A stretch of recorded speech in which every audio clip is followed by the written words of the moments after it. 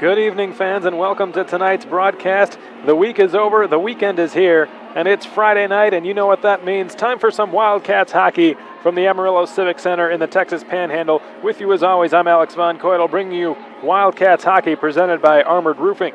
And what a season it's been for the Wildcats. They're currently on their third longest winning streak of the year with 5 straight wins. They have not lost a game in 2016, and they're hoping to take care of business tonight against the struggling Amarillo Bulls. However, the Cats have got to be careful in not overlooking these 2 games this weekend, with one of the largest weekends of the season coming up next Friday and Saturday night in Children's Miracle Network weekend at the KYC, presented by KFDX and United Regional. It might get easy to lose sight of the task at hand here against the last place Amarillo Bulls. The Cats are 4-1-0 against the Bulls this season, hoping to keep the good times rolling tonight. Julian Syme gets his first start in over a month. He is 2-0 against the Bulls this season. Anton Martinson, as usual, tending goal tonight for Matt Nicholson's Amarillo Bulls. Can the Cats earn their 6th straight victory tonight and remain the top team in the North American Hockey League? Or will the Amarillo Bulls make a pretty big statement here tonight in front of their home crowd? Wildcats Bulls coming your way next.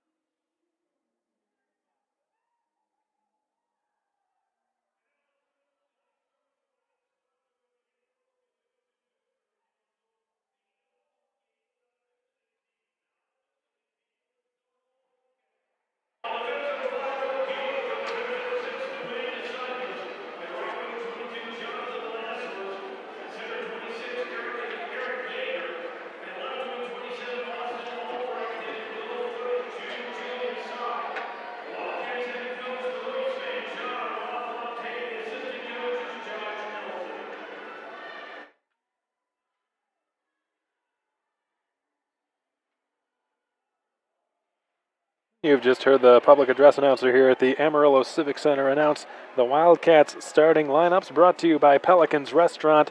As was mentioned in the pregame show, starting tonight in goal number 30, Julian Syme, the young Canadian netminder, will be getting his first nod in over a month tonight for John LaFontaine's Wichita Falls Wildcats. He has sort of played second fiddle to Justin Kapelmaster over the last few weeks. He's going to be looking forward to getting his first start in quite some time, and you're going to hear from him in the second period intermission.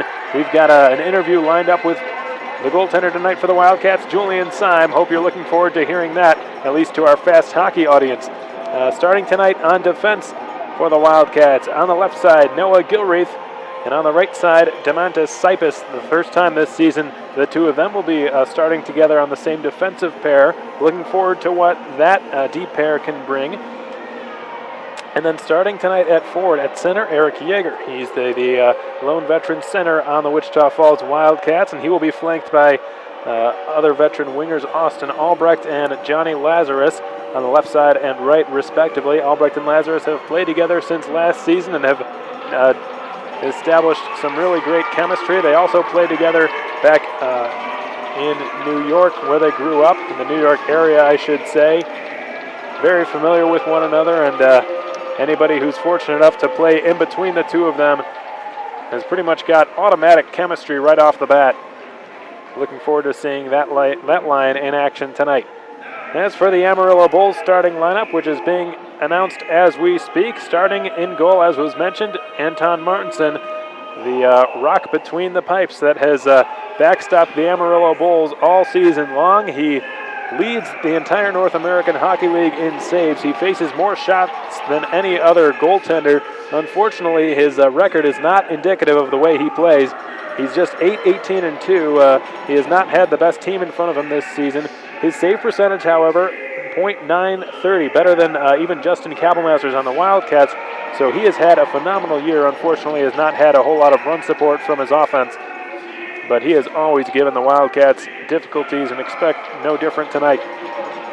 Starting on defense for the Amarillo Bulls, Matt Nels on right D, Philippe Fromberger on left. At center, Liam Ferguson. He'll be flanked by star wingers George Mika and Joey Molinaro. Molinaro, Amarillo's leading goal scorer and scorer, will be starting tonight for Amarillo. Always got to keep an eye out for him. Joey Molinaro, number 26 in white, who actually just committed to Niagara University. And he may get a chance to play with some Wildcats alumni. And Nick Farmer, one of the former Wildcats, currently attending Niagara University, playing up there near the Buffalo area. Having a pretty good season with Niagara, the Purple Eagles. He had a 4-point night not long ago, and of course we wish the best of luck to Nick Farmer, and I'm sure he'll find a liking to his new teammate next season, most likely, in Joey Molinaro. Now the fans here at the Amarillo Civic Center directing their attention to the center ice face-off dot. Austin Albrecht will be taking part of the ceremonial puck drop, as will Trent Dillinger for Amarillo.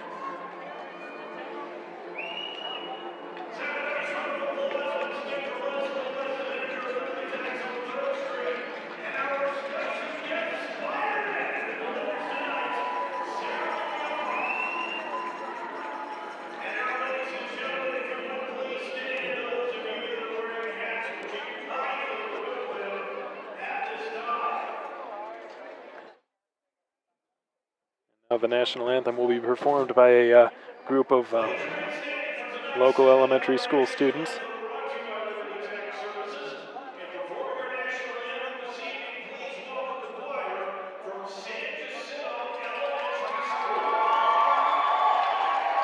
This is the choir from San Drusel Elementary School performing tonight's national anthem.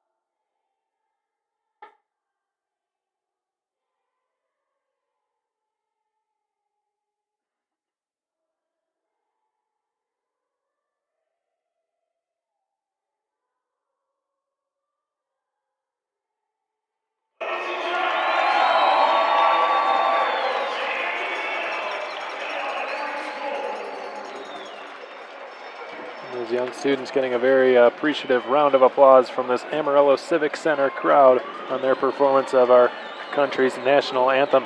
The Bulls now gathering around their netminder, Anton Martinson, who is in his final year in this uniform. Certainly will be emotional for him. He has played on this team for a number of years, and any Division I school that gets him will be lucky and very happy to have him. And he gets some nods and fist bumps from the backup goaltender, Jacob Weatherly.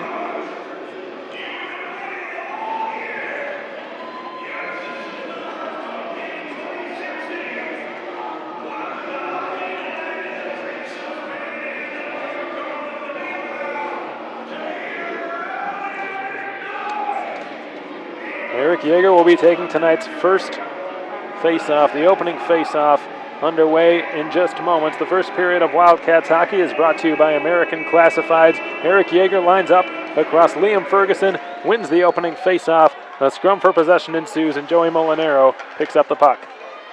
Johnny Lazarus back in over the Amarillo line, and Molinaro spins it back out into the Wildcats zone. That one's going to go all the way down, across the Wildcats goal line, and an icing call will be whistled against the Amarillo Bulls, and early on their leading scorer has just iced the puck just 14 seconds into this one. Folks, if you'd like me to give you a shout out at any point throughout this game, don't be afraid to send myself a text message or the Wildcats Twitter page a message. Let us know why you're tuning in. Let us know where you're watching from. Let us know who you are, and I'll be more than happy to give you a shout out before this game comes to an end. Noah Gilreath at the right point. Plays it in down low for Lazarus, who wraps it around the end wall. Albrecht gives it back to him down there, far corner. In front for Albrecht, who tried to turn it on goal. It was blocked by Matt Nels. Lazarus recovers and chips it back to the point, and it bounced over Gilreath, and Syme will come out of his net to play it off the boards. Intercepted by Mika. Played down low, Molinaro holds at the goal line and shoots. He missed the net wide.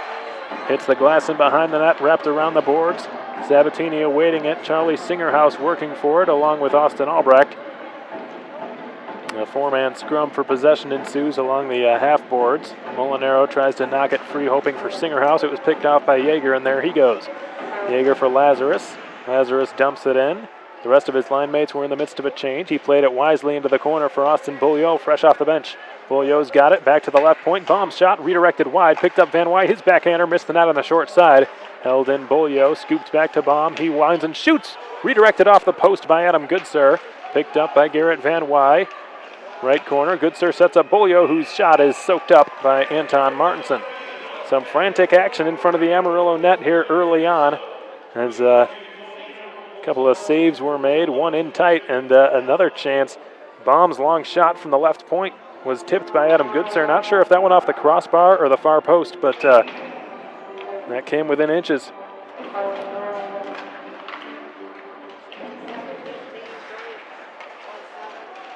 Adam Goodsir, number 12 in black, is second in the entire North American Hockey League in goals scored with 21. He trails only Tyler Gorowski. Here come the Bulls on a 2-on-1. A shot missed high. Boy, that was close. That was Tyler Gernhofer with a puck on his stick. Alexei Poikala for Garrett Van Wy down his off wing. Skates right around a hip check from Gernhofer. Van Wy's got it, left corner. Wraps it in deep for Alexei Poikala. He centers on the backhand, and Paisan's shot was stopped on a point-blank try by Anton Martinson, and the Bulls are back out to center. Alexei Poikala will be wearing number 28 tonight, so his customary jersey, number 21, he actually forgot at the KYC in Wichita Falls, so he will be wearing number 28 tonight. It's the first time this season a Wildcat has forgotten to bring their road jersey with them. So I'm sure he's already gotten his fair share of chirping from the team. As Paisan picks up the puck behind the Bulls' net, here's Nikita Litviak. Tries to scoop it back to Rounds. It was picked off.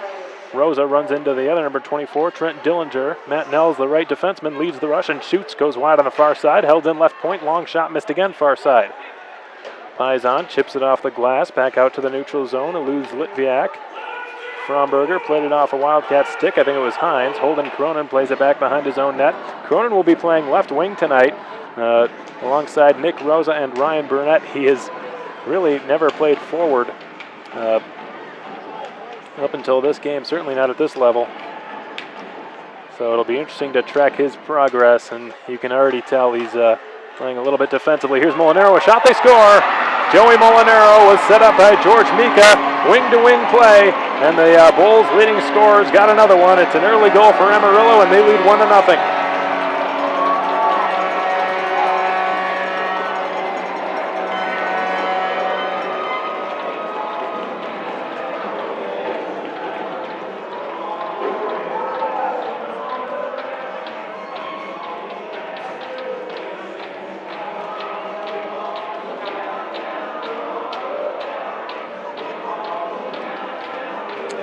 You cannot give Joey Molinaro that kind of time and space, and Eric Yeager, realizing that, went over to give a little stick tap to Julian Syme. Dalton does so as well. The first shot he faces, or the first shot on goal, I should say, that he faces is a goal, and that's never easy, especially on a young goaltender, for the confidence, but by no means was it his fault. There was just way too much time and space conceded to the Amarillo Bulls and their two best players, two best forwards, I should say, George Mika and Joey Molinaro. And when you give them that kind of room, they're going to do some damage, and they did there. Joey Molinaro with that goal has got a dozen on the season, and that's 27 points. He and George Mika are head and shoulders above the rest of the team as far as points are concerned. Mika close behind with 24, as Molinaro just then tried to center for Mika. It was picked off and sent out to the neutral zone. Eric Yeager gained the line offside, was Dalton, so a whistle blows and the shot will not count, and the faceoff will return to the neutral zone. But anyways, Molinaro now with 27 points, Mika now with 25. The next highest after the two of them for points is Charlie Singerhouse with 16. So a very large drop-off after their top two scorers. After Singerhouse, Michael Foreman has 13. After that, nobody else has even got double digits. So the Amarillo Bulls, and that's been their largest problem this season. They've had good goaltending, they've had good high-end scoring, but they have not had depth scoring. And we're now nearly 2/3 of the way through the campaign, and they realize it's probably too late for them to make a push and make the playoffs in a very competitive South Division. And they've already begun their rebuilding process. As a pass is shot out to the neutral zone. It's going to be picked up by Michael Rounds. Here's Goodsir. Goodsir tried to toe drag past Singerhouse. He picked it off and shot one into the glove of Julian Syme, who's got his first save of the night. And for tonight's first shout out, I'd like to give a quick call out to the Wildcats general manager and president, Paul Baxter, tuning in to tonight's broadcast, presumably from Wichita Falls. Thanks for tuning in, Paul. We really appreciate it. Hope you're enjoying the game despite the score. 1-0 Amarillo after that goal from Joey Molinaro. As Singerhouse is going to line up to take this face-off against Adam Goodsir in the face-off circle to the right of Julian Syme. He wins it against Goodsir. Here's Hall at the right point, firing, blocked by Beaulieu. Beaulieu skates down his off wing. Van Wy goes to the goal. Beaulieu spins away from Riley DeFazio. Takes up position at the slot, shoots, hit the post. Second post for the Wildcats tonight. Beaulieu's got it once more, left circle.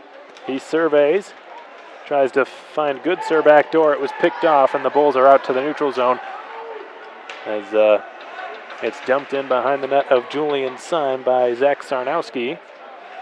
Crabtree put it in front, a shot. What a save by Julian Syme on a point-blank shot.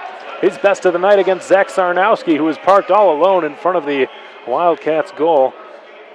Well, the Cats have gotten a few chances early on, but they've also conceded some pretty big ones. So defensively, not the start they were looking for. Offensively, they've done pretty well. They just haven't managed to get one past Martinson, and that's been the story of the season for the Wildcats. They have outshot the Bulls every time they've played them, but the score has almost never been reflective. Litviak hooks one out to center and beyond. This will be an easy icing call against the Cats. We're nearly a quarter of the way through period one. The score 1-0 in favor of the Bulls. The lone goal tonight being scored by the Bulls' leading scorer, Joey Molinaro, after he was set up by his fellow winger, George Mika.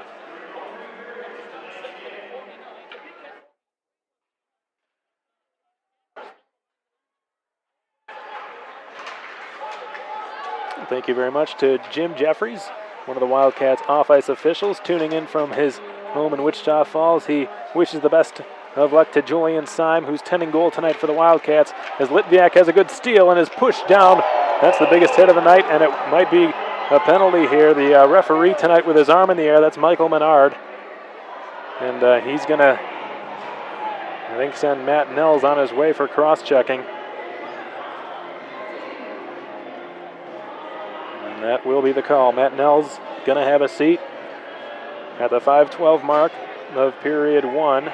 Nikita Litviak was just slammed down to the ice. You don't see Nikita Litviak going down that easy very often. He is one tough kid. And he certainly has a knack for intimidating opponents with his size, with his strength on the puck. And the Wildcats, for the first time tonight, go to work on the Jim Arnold's Collision power play. Beaulieu the shot, in and out of the glove, rebound, chopped high by Poikala. Goodsir goes after it. Puck is cleared just beyond the blue line. Or no, it stayed in. No, it did not. No signal from the linesman, Logan Belgraf, until The puck had already been touched, and the Wildcats had no idea, neither did I. Well, and because of this, the faceoff will take place in the Wildcats zone. And the Wildcats not happy about this. You can see now Adam Goodser having discussion with Belgraf. He didn't have his arm in the air, yet he blew the whistle for offside. It was a delayed offside. The Wildcats had no idea. I didn't hear anything. I didn't see anything from the linesman. And the Wildcats were forced to take a defensive zone faceoff. Don't know about that, but they won the draw. Austin Beaulieu will skate through center. He negotiates his way over the Amarillo blue line, spins and tries to dump it in deep, and it was chopped out to the neutral zone. And the Bulls have managed to clear.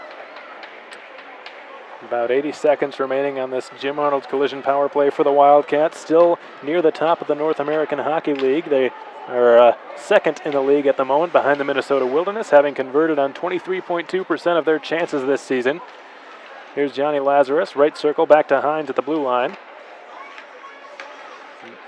Cross ice pass for Litviak. It went between his stick and his skates. Yeager plays it down low for Lazarus at the goal line. Lazarus likes it down there, works his way to the top of the left circle.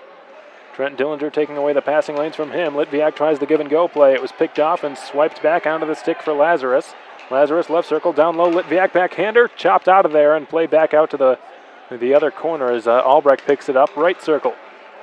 Lazarus one-times the shot. It was blocked by Dillinger. Eric Yeager at the goal line now. Yeager back to Hines. Hines from straight away sets up Albrecht. Albrecht tries to feed it all the way across for Lazarus. It was picked off and floated out into the Wildcats penalty box, I believe. So this face-off,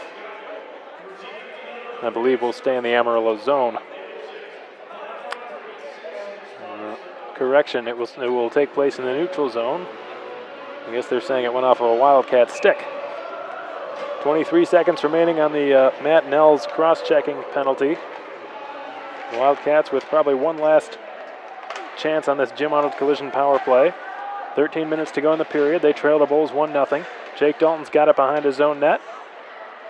Good pressure by Liam Ferguson to knock it loose. Cronin now for Nick Rosa.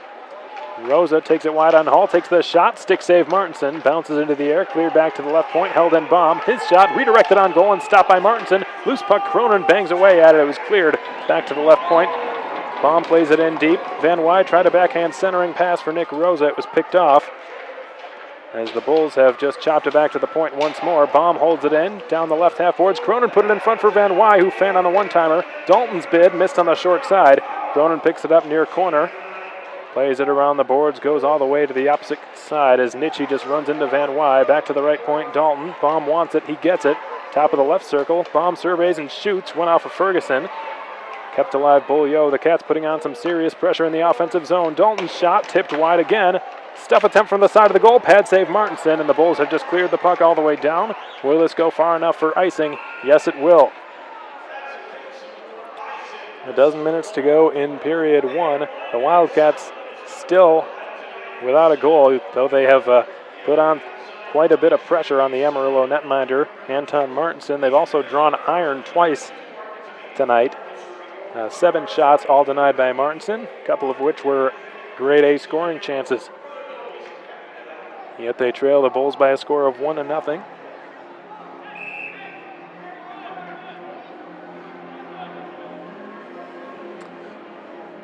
Thank you to Margaret Trebbing watching Wildcats hockey with the family. She says, "Go Cats." Thank you very much to the entire Trebbing family for all that you do, and thank you so much for supporting the Wichita Falls Wildcats, both on FastHockey.com and at all of the home games, as the Bulls have just iced the puck once again.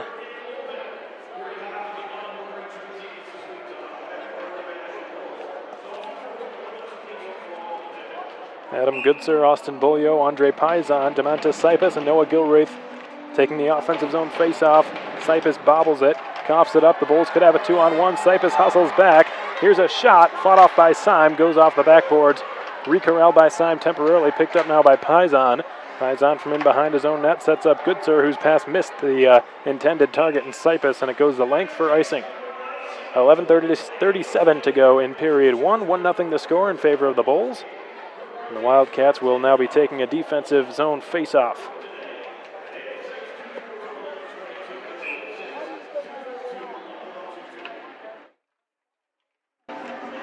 Good Sir wins it. Sipis has it. Demantas Sipis, having played recently in Lithuania, representing his home country for the U20 World Championship Tournament. He was the captain of his team, played pretty well. He led his team to a 4-1 record.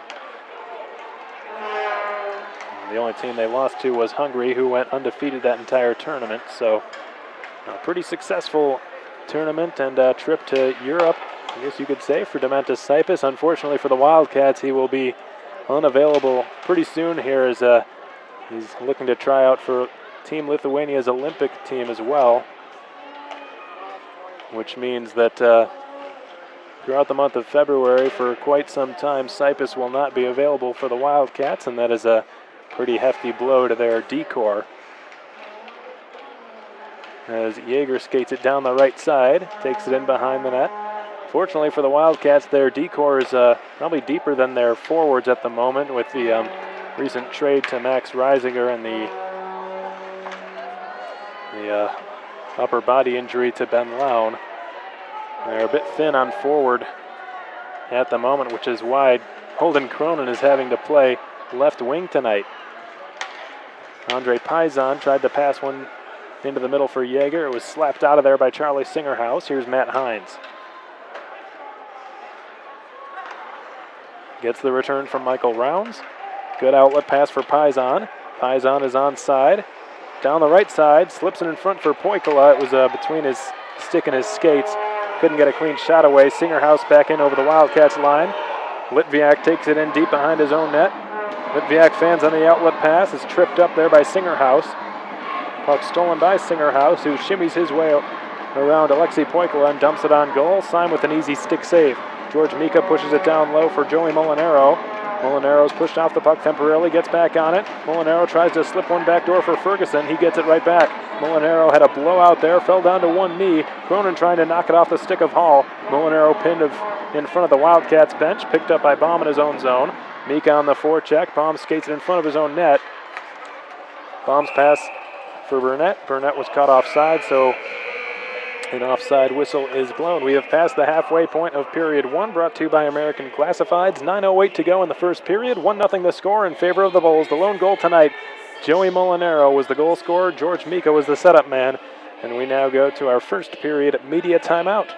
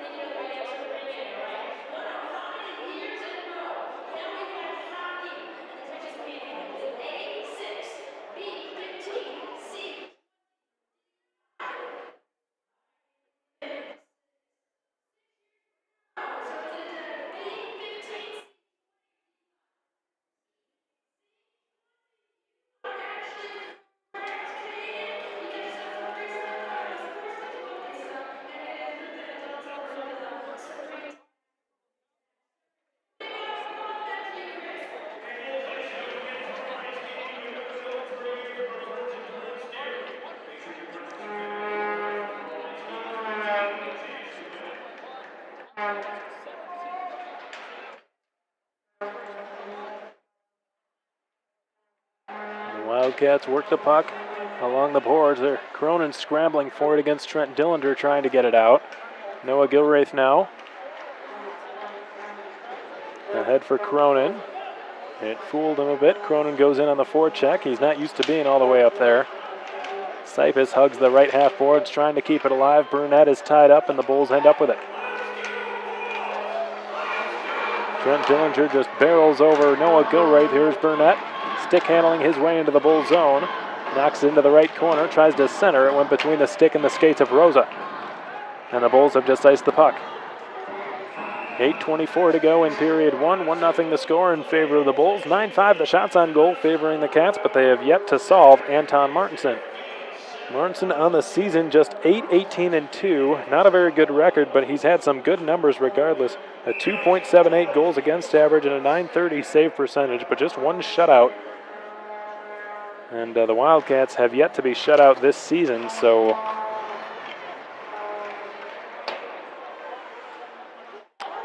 does not bode well for Martinson, and unfortunately for him, he has just not had the record that he probably deserves as Bolio shoots one, and looks like a bull just fired it wide of the net. That was close. Rounds pushed it in deep down low. Fromberger's got it behind the Bulls net. Goes back around the left half boards, and it bounces all the way out to center. Here's Michael Foreman down the right side. Foreman the shot, missed on the blocker side of Syme. Rattles back out to Garrett Van Wy's stick. Van Wy with a good lead backhand pass ahead for Goodsir. Goodsir shot one redirected off of Bolio's stick and stopped by Anton Martinson.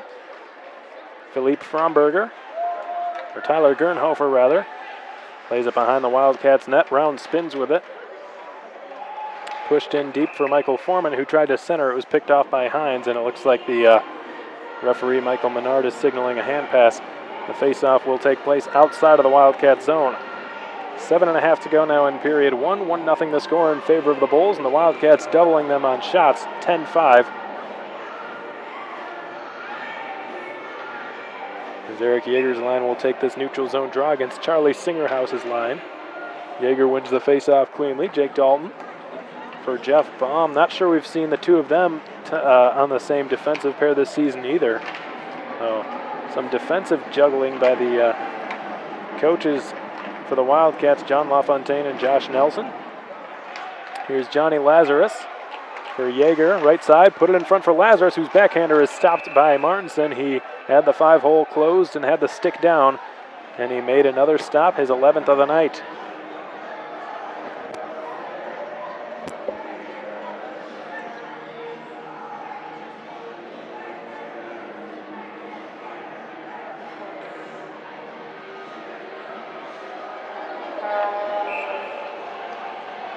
Eric Yeager to take the offensive zone draw against Brady Crabtree, known as a bit of an instigator. Yeager's kicked out. Crabtree wins the draw. Lazarus has wrapped him up, but it's pushed in behind the Bulls net by Matt Meininger. The Bulls still without their captain, Joey DiBenedetto, who's not played in weeks, and they're certainly missing his presence. I remember the last time I saw him play was against the Wildcats when he blocked a shot. Can't remember who took the shot, but it was a really big block from their captain, Joey DiBenedetto. Not sure if that is what caused the injury or not, but it's unfortunate for the Bulls, who are struggling as it is, now have to play without their captain, Joey DiBenedetto. Now here's Liam Ferguson. Runs into Alexei Poikla. Puck stolen by Paisan. Paisan feathers it in deep for Litviak at the goal line. Turns one on net. With the paddle down was Martinson. Puck is at the side of the goal, and Michael Menard lost sight of it, so he blows the whistle. 6:15 to go in period one. 1-0 to score in favor of the Bulls. The Wildcats with quite an edge in shots, 13-6. And as Coach Nelson alluded to in this week's edition of Wildcats Wednesday, he mentioned how the Bulls are they're not afraid to give up shots to the outside, as Litviak's one-timer flutters high and wide. Didn't think he got all of it, but anyways, they know they're playing. The Bulls know how good their goaltender is, especially on the first shot, and they really just don't mind giving up shots from the outside. They don't give a whole lot up from in deeper in the slot, which is oftentimes why there is such a discrepancy in the shots on goal. As Gilraith slips one back door for nobody in particular. Sipis holds it in at the right point. Riley DeFazio takes a hit from Poikla. Look at Poikla. He's had a couple of big hits tonight. Sipis. Holden Cronin. Nick Rosa. Litviak goes to the net. Rosa the shot. Save made. Rebound. Litviak shoots. He scores. No, that's Holden Cronin. He's got a goal. Holden Cronin with his first goal as a Wildcat. His first game as a forward has scored the goal for the Wildcats, and we're all tied up at 1.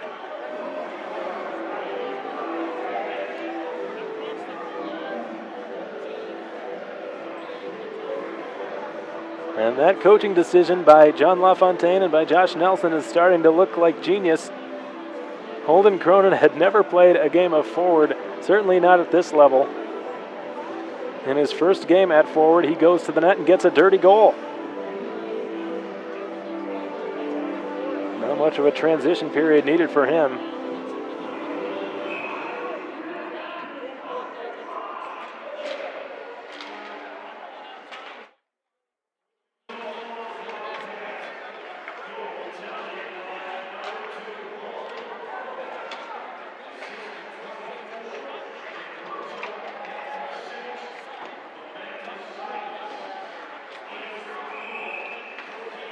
And according to the public address announcer here, Dementis Cypus is credited with another assist,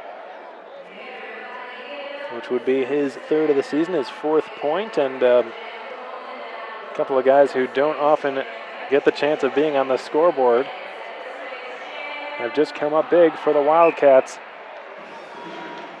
Nick Rosa probably getting the primary assist on that as he took the initial shot. Litviak was right on the doorstep, but Cronin got to it first.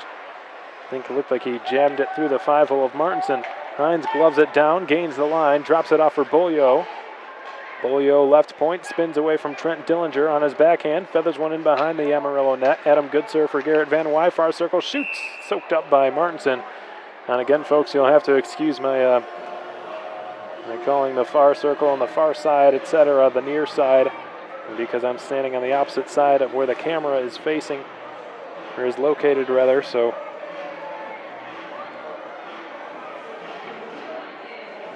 it's easy to say, just call it left and right, but once you get into a habit as a broadcaster, it's tough to get out of.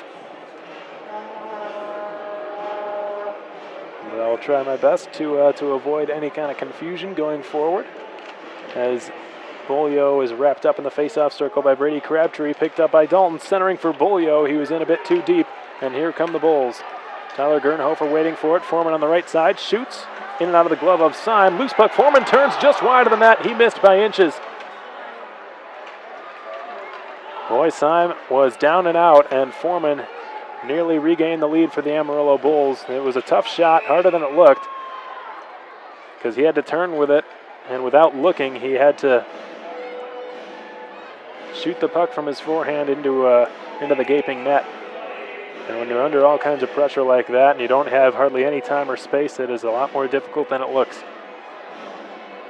4:15 to go in period 1, 17-7 rather, the shots on goal in favor of the Wildcats, who have just recently tied this game.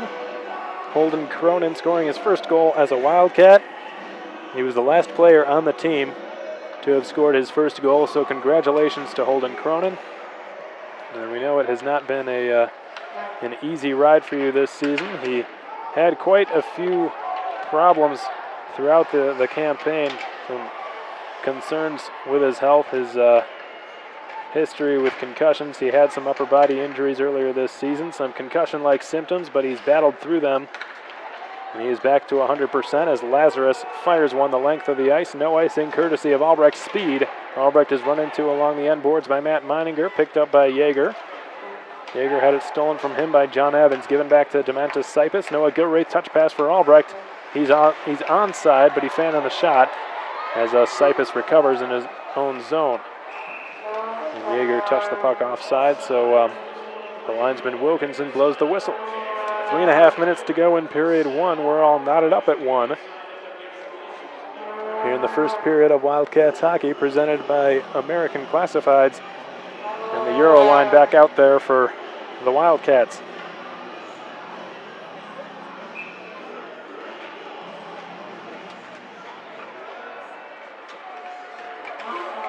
Tyler Hall gains the neutral zone line, put it over the Wildcats line, rounds with a good steal, skates it down the right side, Paisan goes to the goal, rounds the shot, ricocheted off a body, Litviak on his backhand, shoots, right pad save by Anton Martinson.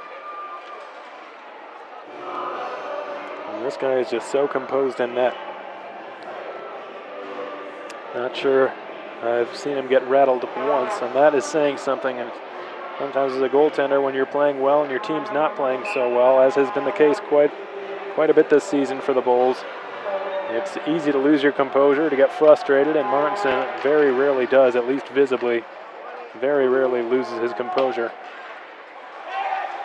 As Hines bats the puck down after it had been cleared off the glass, and here's Andre Paisan.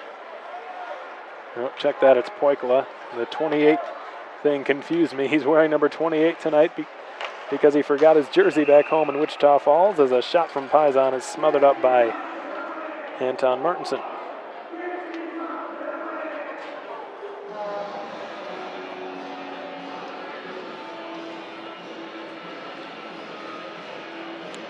That's 18 saves already for the Swedish netminder Anton Martinson. Syme with 6.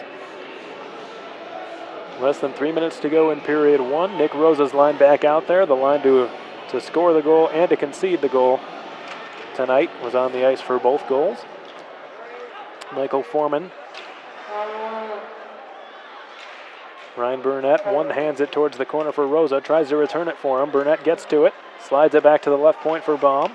DDD pass for Dalton. Tries to throw it into the slot for Cronin. Couldn't do a whole lot with that. Bounces off the boards, and Foreman will clear back into the Wildcat zone. And looks like we're going to have a penalty here for interference. Not sure if this will be on Cronin or Foreman. They both came together along the half boards in the Wildcat zone. Looks like it'll be against Baum, rather.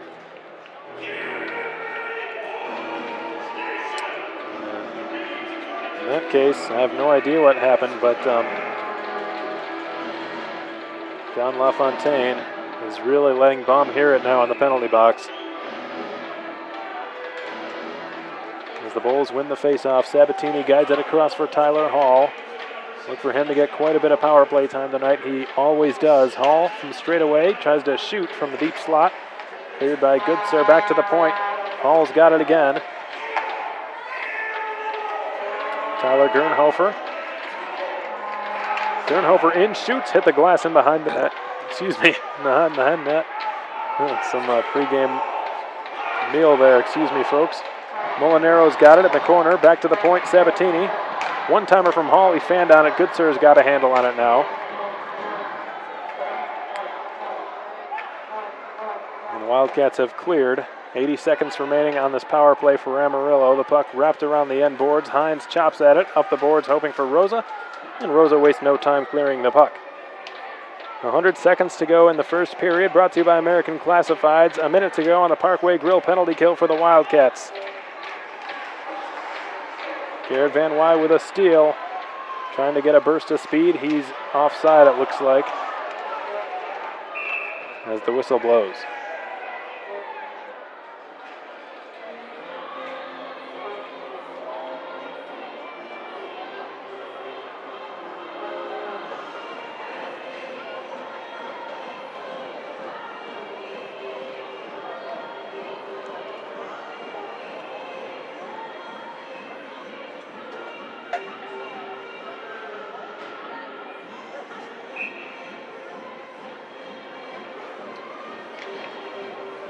Wildcats on an offensive zone draw now in this Parkway Grill penalty kill.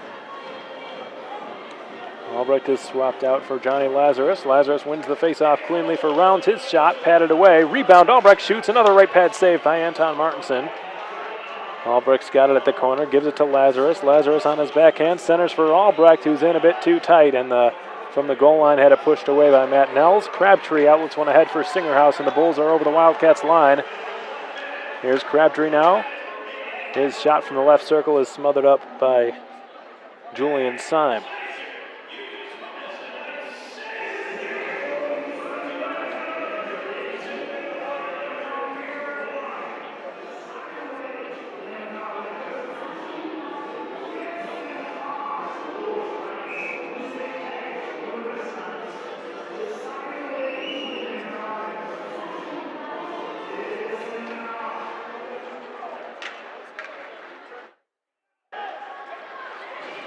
Whitbiak gains the red line and clears it in, or he had not gained the red line. We're on the 4-on-4 now, so that's going to be icing against the Wildcats. Zach Sarnowski went to the Bulls penalty box for hooking.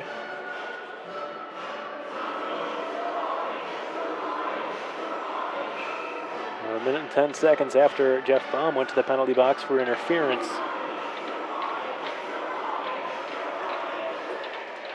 50 seconds to go in the first period. Nitchie pushes it behind the Wildcats net. Yeager wraps him up. Gilraith still wrapping Nitchie up, picked up by Litviak. Litviak ahead for Yeager. His teammates had regained the blue line, so no offside whistle is blown. Back to the left point, Gilraith's got it. Dalton now, right point, skates in, gets around a check, shoots, missed wide on the far side. Held in Gilraith. Gilraith winds and fires. It went off a stick and redirected wide of the net. Kicked down by Bolio, and Nitchie clears out to the neutral zone. Gilraith lays a soft pass across the ice for Bolio. Bolio tried to set up Dalton in the slot. Slammed off the boards, held in left point by Gilraith. His shot tipped wide by Litviak. Dalton fires at the buzzer, and even had it gone in, it would not have counted because the buzzer had already gone, and that's going to wrap things up for the first period of Wildcats hockey, brought to you by American Classifieds. 1-1 the score. We're all deadlocked here at the Amarillo Civic Center after 20 minutes of play. 20-8 are the shots on goal in favor of the Wildcats, but they've only managed to squeak one past Anton Martinson. Julian Syme is 7 for 8. Martinson 19 for 20. And when we come back for second period action, brought to you by American Classifieds, the Wildcats will have 39 seconds to work their second Jim Arnold's Collision power play of the night. We're going to take a short break here from the ACC. When we come back, we're going to play this week's edition of Wildcats Wednesday. In case you didn't get a chance to listen to it, folks, it was an interview with Wildcats head coach, or assistant coach rather, Josh Nelson. So you'll be hearing from him in just a few short minutes. To our fast hockey audience, stay tuned.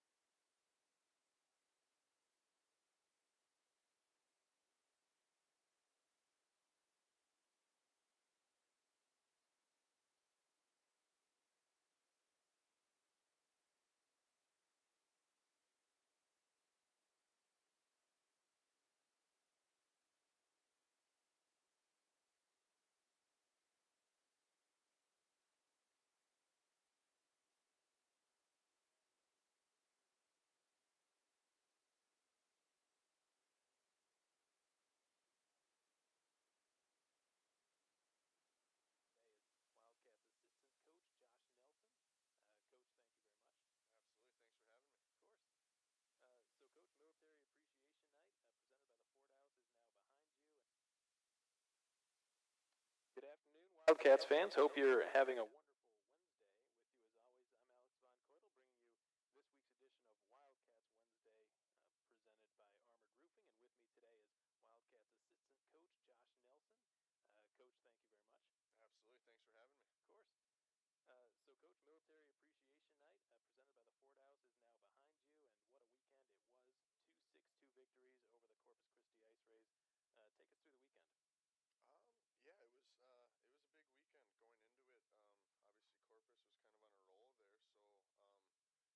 Fired up and made sure our guys were ready to go. And they did a great job. They put together some quality stretches there.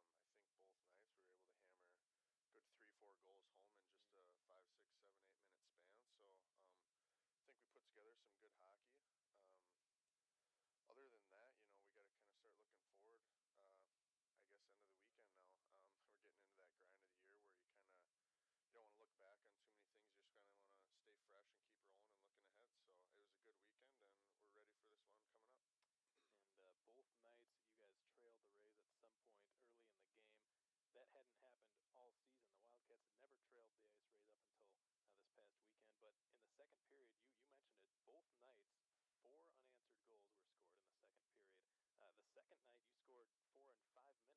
How does that happen? A little bit of puck luck, as always, but otherwise, like you just mentioned, we got down early. I think both games, which is I think we're gonna look back on the weekend going forward. We want to make sure that we get out to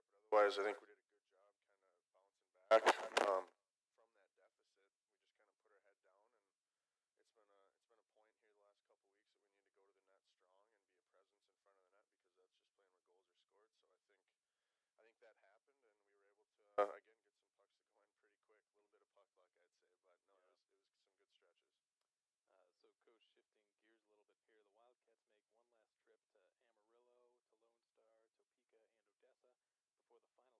we did a good job kind of bouncing back from that deficit. We just kind of put our head down, and it's been a point here the last couple weeks that we need to go to the net strong and be a presence in front of the net because that's just playing where goals are scored. So I think that happened, and we were able to again get some pucks to go in pretty quick. A little bit of puck luck, I'd say, but no, Yeah. it was some good stretches. So,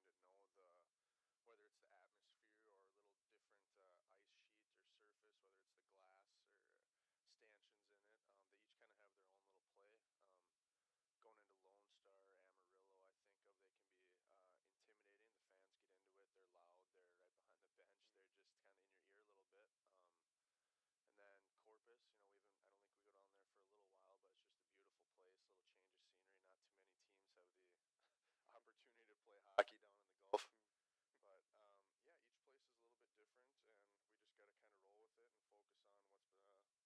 to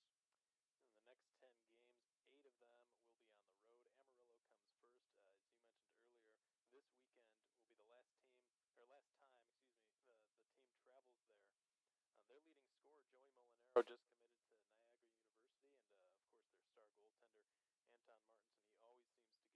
on these upcoming road series? It's been a lot of fun.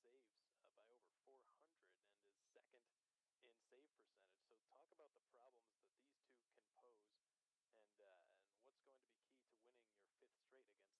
They're loud. They're right behind the bench. They're just kind of in your ear a little bit. And then Corpus, I don't think we go down there for a little while, but it's just a beautiful place, a little change of scenery. Not too many teams have the opportunity to play hockey down in the Gulf. But yeah, each place is a little bit different, and we just got to kind of roll with it and focus on what's on the ice. In the next 10 games, 8 of them will be on the road. Amarillo comes first. As you mentioned earlier, this weekend will be the last time, the team travels there. Their leading scorer, Joey Molinaro, just committed to Niagara University, and of course their star goaltender, Anton Martinson. He always seems to give the Wildcats a hard time. He leads the league in saves by over 400 and is second in save percentage. So talk about the problems that these two can pose, and what's going to be key to winning your fifth straight against this team. Yeah, it's going to be tough, like you mentioned. Martinson, their goalie there, he makes a lot of big plays. I think they're okay with giving up the outside shot, so I think that has a lot to do with the number of shots he sees. But he also makes a lot of quality saves, whether it's backdoors, rebounds, whatever it might be. He's always there, and he seems to make it look fairly easy. He's always composed. So that's always trouble. A goalie can affect the game probably more than any other player on the ice. And then Molinaro, you mentioned, just got his commitment. It's always good to see. Good for the league, the division, everyone. Yeah, he's a very complete player. He can affect the game, whether it's in the D zone, O zone, whatever it is. He's just a complete player and tough to play against. And Anton Martinson noticed last time he was here, again having a tremendous couple of games against the Wildcats. He started in every game the two teams have played against one another this season, and I've noticed watching him. Every once in a while, a shot will be fired just wide. He just somehow has the awareness to know that it's going wide and not waste any energy even moving over, shifting over. Stays extremely composed in the net, and that's probably why he's able to stop so many shots every single game. And as for Molinaro, certainly looking forward to seeing him in action. He was at the top of the league standings, or the league statistics rather, in goals and points. Always a threat to see him. He had an extremely nice goal against the Wildcats not long ago. Yes, he did. Just one last question, Coach. I realize this has become a difficult topic for discussion, but I'm sure many of the fans would like to hear from the coaches with regards to the Max Reisinger trade. He was in Wichita Falls longer than anyone. He had grown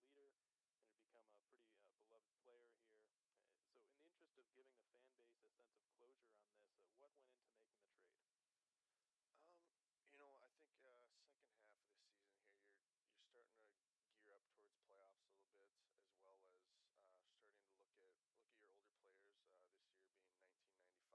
a little bit, as well as starting to look at your older players. This year being 1995 birth years, and you start to look at kind of where they're at, where they want to be at college commitment wise, just the attention they need, and the role that they need to achieve that.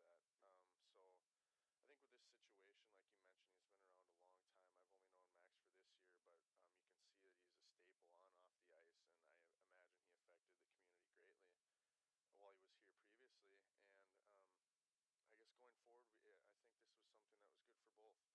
parties. Going up to Minot, I think, is a great opportunity for him to take on a large role, which they were looking for. They wanted him, so it's not like he was just shipped off. He's wanted, and he can grow into a little bigger role than I think he may have had the opportunity with here. So, truly believe from our standpoint, this is a good move for both teams here, going forward as well as Max. But like you mentioned, it's always tough. Would love to have him around, but for him to attain his goals as well as ours, I think it was a move that kind of needed to happen. And I remember you specifically saying it was probably the most difficult decision you and Coach LaFontaine had to make the entire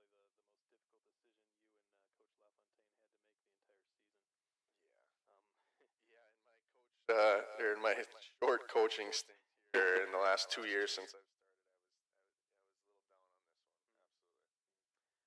down on this one. Absolutely. Well, it was sort of a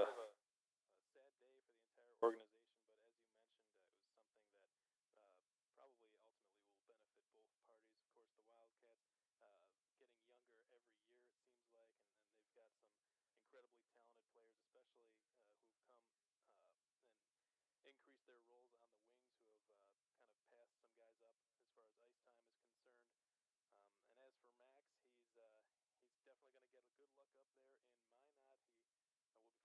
He will be playing for a great coach in Marty Murray, with whom John LaFontaine and the GM here, Paul Baxter, have a great relationship. So we wish the best for Max Reisinger in his future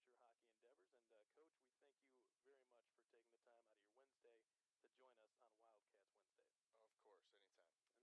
Wednesday. Of course, anytime. And that's Wildcats assistant coach Josh Nelson. And I'm Alex Von Coitel, bringing you this week's edition of Wildcats Wednesday, presented by Armored Roofing. The Cats are in the Texas Panhandle this weekend, taking on the Amarillo Bulls, looking for their fifth straight win overall and their fifth straight against the Bulls. For those of you making the drive out to West Texas to catch the game, we very much look forward to seeing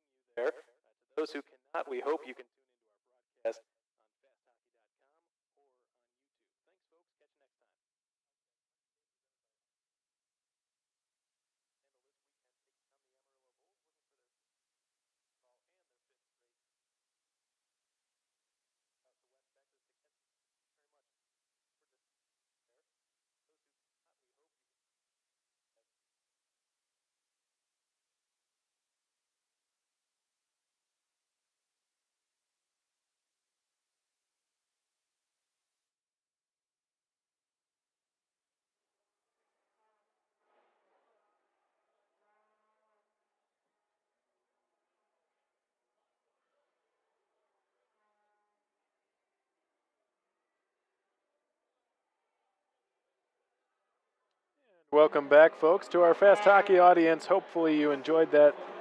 This week's edition of Wildcats Wednesday, presented by Armored Roofing. This week was an interview with Wildcats assistant coach Josh Nelson with regards to this series here in Amarillo against the Bulls, which is currently in its first stage of a two-game series. We're all tied up at one after 20 minutes of play here at the Amarillo Civic Center. Also, he discussed the trade to Max Reisinger to the Minot Minotauros. So to our Fast Hockey audience, we hope you enjoyed that edition of Wildcats Wednesday. And to our YouTube audience, welcome back to tonight's broadcast.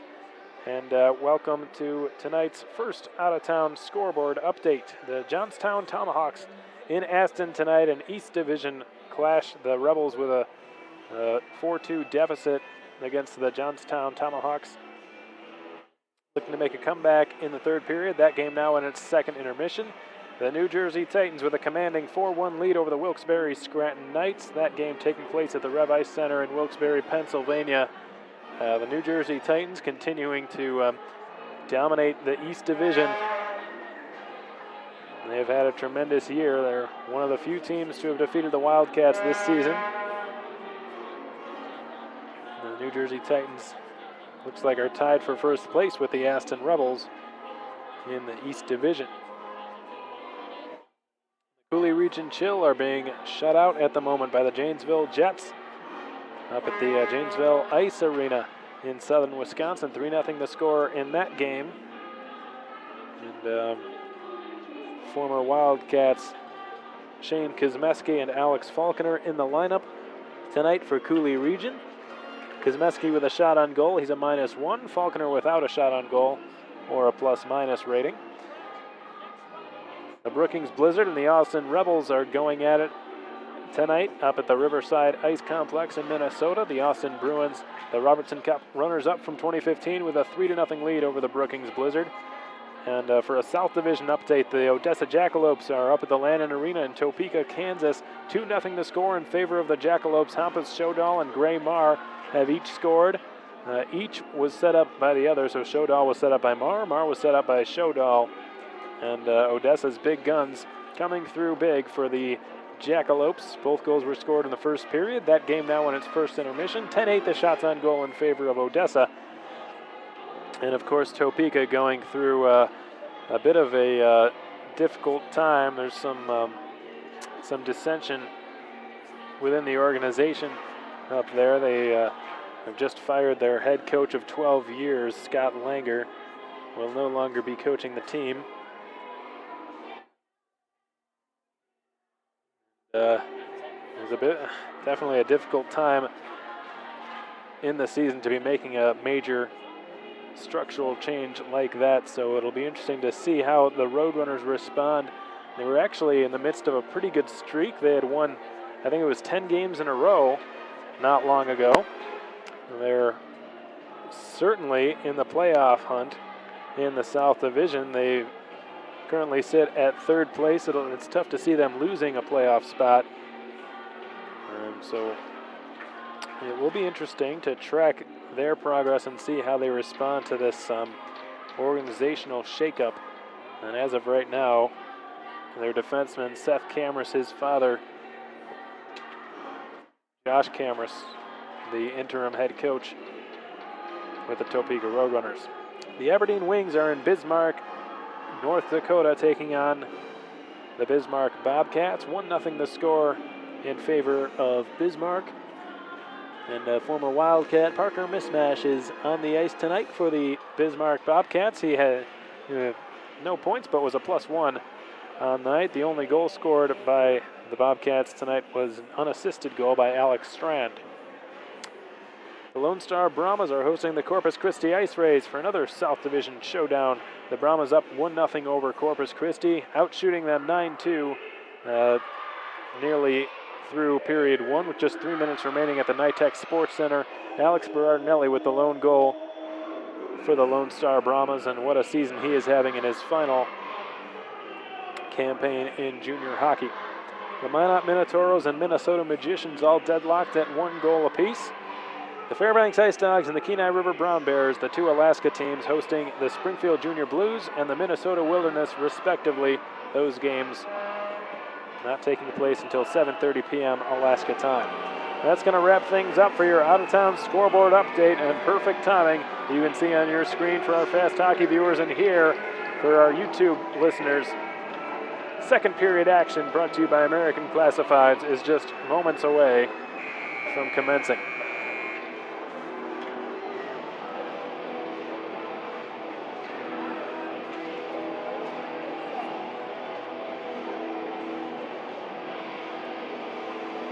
The Wildcats are going to have a brief 5-on-3 power play to start this period off, as Zach Sarnowski and Jacob Nitschy are in the penalty box for hooking and roughing, respectively. And if you're the Amarillo Bulls, this is not the time or place to be losing your composure and giving up 5-on-3 opportunities, because the Wildcats in their power play, lethal. Second in the North American Hockey League, a 23% conversion rate, 25% last year. The Bulls' penalty kill, not bad, but has not been good enough this season. They're now near the bottom of the North American Hockey League with a 78% rate. Bolio in for Yeager. Yeager right side, shoots, stick save, rebound, another stick save by Martinson. Where is it? It's between his legs. Poikula thought he had scored. And just 13 seconds in, Martinson is tasked with 2 difficult saves for the Amarillo Bulls, and he's made them both. Adam Goodser, Eric Yeager, Alexei Poikula, Austin Bolio, and Jeff Baum, the choices on this Jim Arnold's Collision power play. They've got 25 seconds remaining on the 5-on-3. Yeager at the top of the right circle with all kinds of room. Dishes for Jeff Baum. Baum doesn't see a shooting lane he likes, so he dishes for Yeager. Down low for Poikala, who fanned on the pass. It was a saucer pass that Yeager gave him. Nels has it. Right corner, stripped of it by Poikala. Poikala tries to give it back door. It was picked off easily by Fromberger and cleared the length of the ice. Julian Syme with a backhand pass for Yeager now. Wildcats are on a 5-on-4 man advantage now as Zach Sarnowski, the culprit of hooking, was just let out of the penalty box. Beaulieu will peel off. The Cats 0 for 2 on the man advantage tonight. Beaulieu down low for Goodsir, who shot one in tight, and Martinson was square to the shot. Goodsir for Baum. Baum for Beaulieu. Beaulieu for Goodsir. His shot blocked. Picked up by Beaulieu. Beaulieu swaps places with Yeager. Back to the deep slot for Baum, who walks the line. Left circle for Yeager. In, shoots, blocked, and that one stung Fromberger. Corralled by Austin Beaulieu. Beaulieu turns off the boards, takes the shot, soaked up Martinson. Rebound pushed wide by Yeager. Picked up right corner now by Beaulieu. Yeager swapped by Rosa. Beaulieu's shot tipped on goal. Second chance stopped by Martinson. Turnaround shot from Goodsir was blocked. Foreman goes after it in the corner, corralled by Rosa. Rosa slips it back to the point for Baum. Baum dishes for Sipus. Top of the right circle, down low for Poikala now. Poikala had his stick lifted, gets back on the puck. Over skates it. Slides it across the ice for Baum. He hammers a shot, blocked by Foreman. Rosa picks it up. 8 seconds remain on the Jim Arnold Collision power play. Back to the point for Baum. Bombs away. His shot tipped wide by Rosa. Picked up in behind the net by Philippe Fromberger. And the Bulls have done it. They have killed off the 5-on-3 and the 5-on-4. They improved to 3 for 3 on the night on the penalty kill. And the Wildcats 0 for 3 on the Jim Arnold Collision power play. As Van Wy gloved it down, puck cleared. Nitschke hustles after it. Syme's going to beat him to it. Syme plays it out to Sipus. Hops over his stick. Foreman goes after it. Pushed free for Paisan. Paisan gives it to Rosa in the slot. Firing. Blocked by the stick of Fromberger and out of play. Fromberger was on the ice the entirety of that Jim Arnold Collision power play for the Wildcats. He also took a pretty heavy shot. Can't remember which Wildcat it was who let the shot go, but Fromberger blocked it as he labors off the ice now. Gets a few pats on the back and pats to his helmet after a very difficult and long shift.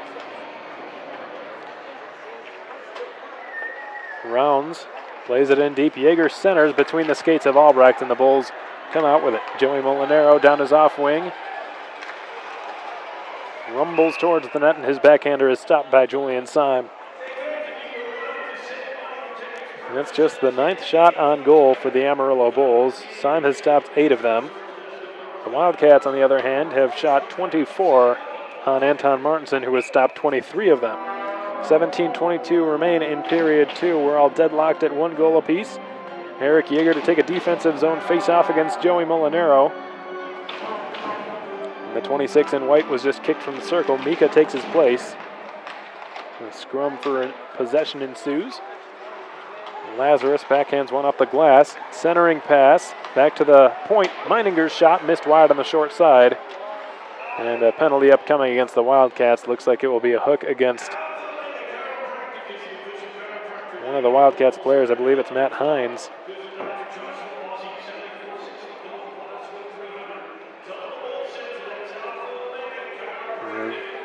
And that is the case. Hines heading to the Wildcats sin bin. It's going to be interference against the Minnetonka, Minnesota native. And for the second time tonight, the Wildcats will get a look on the Parkway Grill penalty kill.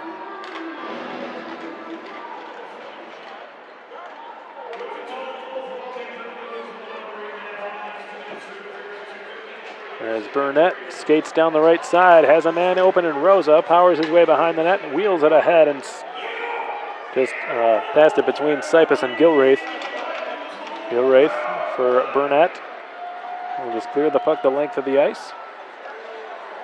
And the Bulls already with a quarter of their power play killed off.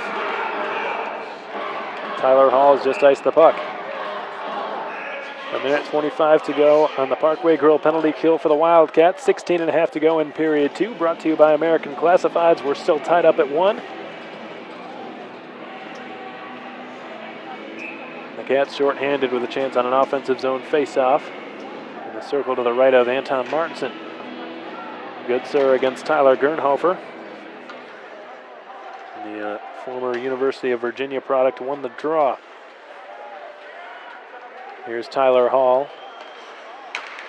Over the line for Gernhofer, in front for Mika. He slaps one wide. Picked up by Dalton, scooped around the boards. Corralled by Gernhofer, down low for Mika. Mika behind the Wildcats net, spins with it. Slid back to the left point for Hall. Gernhofer's got it and gives it to Mika. Mika sauces one to the goal line for Gernhofer. Back to the left point for Hall. Hall returns it for Gernhofer. Doesn't have a lot of room. He's pinned to the boards by Dalton, and Beaulieu will clear.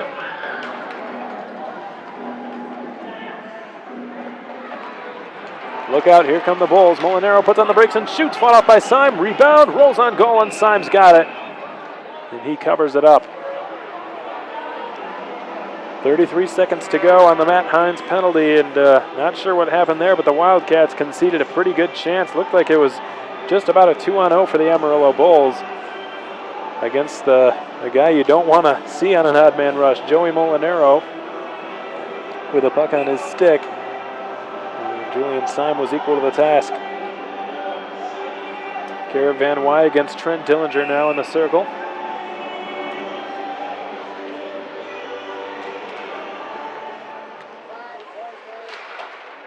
Round slams it off the boards. Fromberger holds it in, made a good pass to Nels. His shot blocker saved, rebound blocked by Rounds, who might have just saved a goal. Syme was moving from left to right. Looked like he was just about back into position, but you never know. Rounds with a pretty good block there. May or may not have saved a goal. The puck went out of play, and now the Bulls will get another offensive zone face-off with 24 seconds remaining on the Matt Hines interference penalty. Dillinger wraps up Garrett Van Wy off the draw. Puck rattles around the boards and back out into the Bulls zone. Just a quarter of a minute remains on this Bulls power play. Played around the boards taken by Cronin. Spun back deep into Amarillo territory. Matt Nels taking over. 2 seconds and 1, and Matt Hines is allowed out of the Wildcats penalty box. And the Cats improved to 2 for 2 on the night on the Parkway Grill penalty kill. As a puck battle ensues in behind the Wildcats net, Rounds wraps it around the boards. Long shot tipped wide. Going to be picked up in the corner by Ferguson. Pushed off his stick by Litviak. Back out to the neutral zone for Van Wy.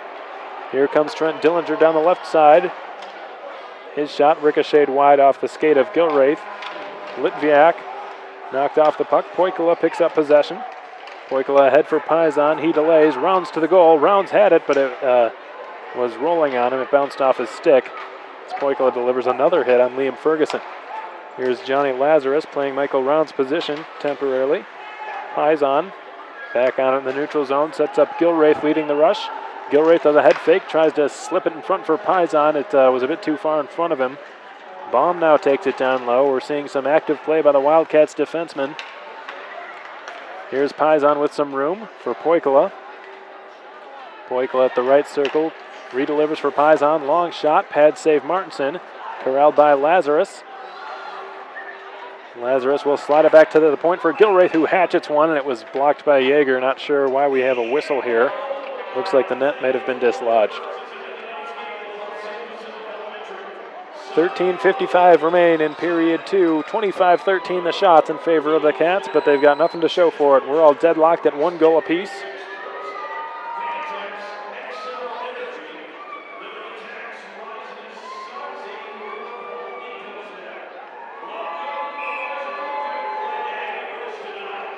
Eric Yeager to take the offensive zone face-off against Charlie Singerhouse now. Held alive left point by Baum, pushed in deep for Albrecht. Bounces on him. Albrecht's got it behind the goal, tries to center for Lazarus, a bit behind him there. Evans clears the puck all the way down. Syme wants an icing, but he wasn't going to get one, so he played it.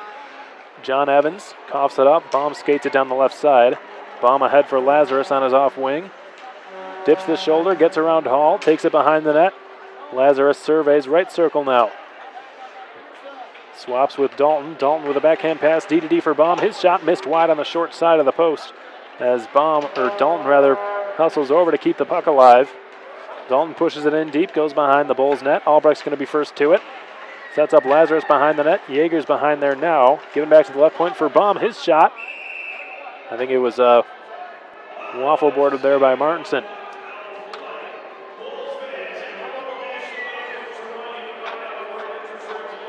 "24 saves on the night, 25 now for Anton Martinson. And the game has not even reached its halfway point. The Wildcats on pace for nearly 60 shots in this game. Matt Hines takes a shot from the left half boards, missed wide on the short side. Molinaro tries to clear, couldn't do so because of Michael Rounds. Matt Meininger, the former Jackalope, pushes it in deep. Cronin for Hines now. Rosa left point, backhands one towards the Amarillo goal line. Ryan Burnett's got it there.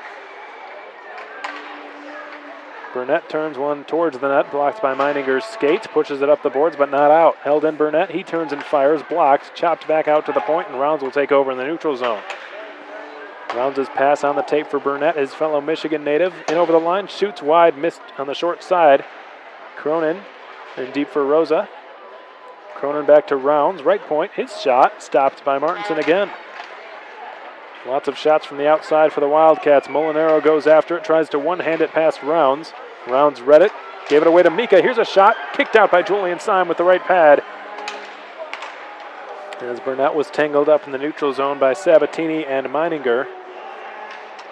Puck glove down on the tape for Meininger once more, who gained the red line and dumped it in. Garrett Van Wy is waiting for it. He's trying to catch the Bulls in the midst of a change. Van Wy the shot, missed on the glove side of Martinson. Goodsir picks it up, slides it back to Gilraith, who couldn't handle it at the point. Gilraith ahead for Goodsir, couldn't step past Michael Foreman. Foreman set up Nels over the Wildcats line. Goodsir had it roll off his stick once more. Fromberger for Gernhofer. Gernhofer's pass for Crabtree. Crabtree's shot, blocker saves Syme. Foreman down low behind the Cats' net. Crabtree pushes it around the boards, held in Fromberger. Blocked by Goodsir, cleared out to the neutral zone. A diving play to intercept the pass there from Philippe Fromberger. Fromberger pushes it across. There goes Michael Foreman down the left side. Sipus has to hustle back. Fromberger's backhand shot, pad save Syme. Gilraith wraps it around the boards for Austin Beaulieu, waiting for it. Beaulieu gave it to Goodsir. Goodsir in over the line. Van Wy to the goal. Goodsir the shot, shoulder saved by Anton Martinson. We're 9 minutes into period 2. Still without a goal in these 9 minutes. 1-1 the score. 27-16 the shots on goal in favor of the Wildcats. Julian Syme having made a couple of pretty good saves early on in this period, and looks like we're going to our second period media timeout.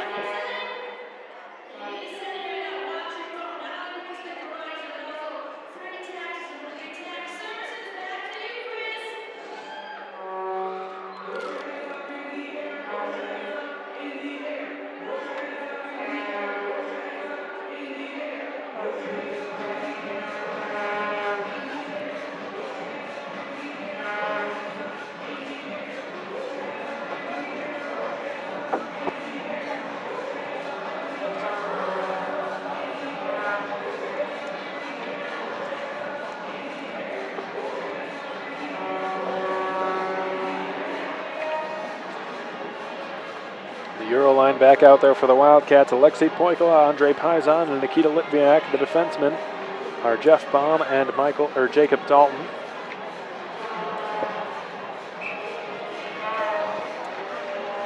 Off the tie-up, Paisan skates in to get it.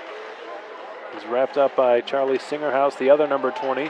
Pushed in behind the Amarillo net. Litviak tried to center for Paisan. Slammed off the glass there by Nitschke. Corralled by Dillinger. Tries to sidestep Poikala, who uses his speed to gain positioning on Nitschke. Dillinger and Nitschke going after it for Amarillo. Baum and Paisan going after it for Wichita Falls. So that's Poikala, rather. Again, the number thing has got me all out of sorts. Tyler Hall back out in the neutral zone. Goes D-to-D for Riley DeFazio. Hall had to be careful with it there. The Wildcats were in the vicinity, and they chop it away. To the right side, Poikala feathers one in deep and goes for a line change. Hall's got it. Pass one off the skates of Litviak. Nitschke couldn't get it out. Baum was blocking the outlet lane As Litviak holds and fires, went high. Martinson never saw it. Dalton's got it right point. His shot tipped up in the air and over the goal. Albrecht with a backhand blind centering pass picked off by the Bulls, who are out to center. We've now passed the midway point of regulation time. We're still tied at 1 goal apiece. And if this period is anything like it has been in recent memory for the Wildcats, and they will have an offensive surge coming their way soon. The last couple of games they played against the Corpus Christi Ice Rays, they scored 4 unanswered goals in the second half of period 2. We'll see if tonight is anything like it. Good block by Albrecht, who cut away the outlet pass once again. In behind the net, it's Meininger for Amarillo. Wrapped around the boards and back out to the neutral zone. Sarnowski's run into by Yeager.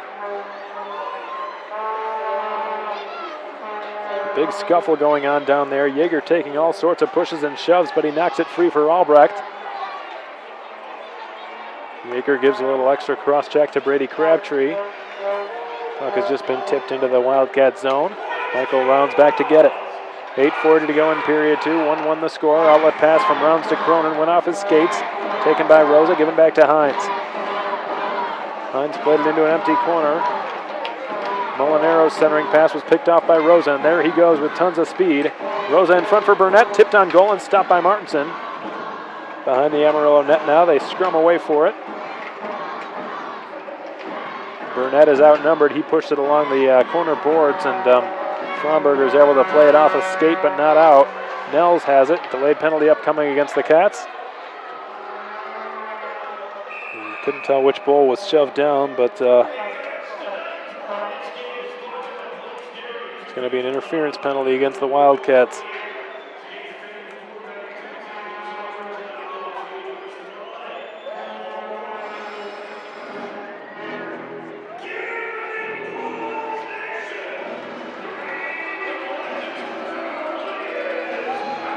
And that's holding Cronin down there in the Wildcats sin bin.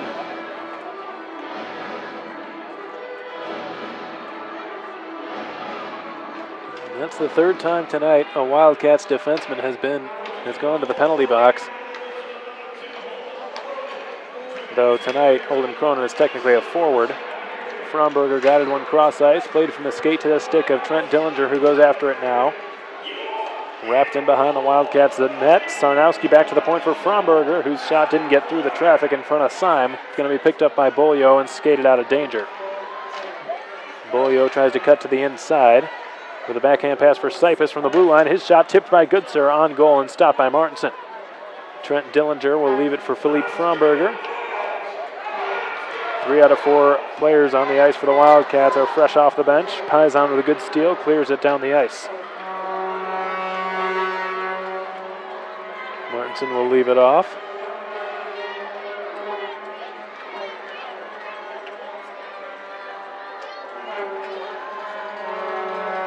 Tyler Hall blasts one wide of the net.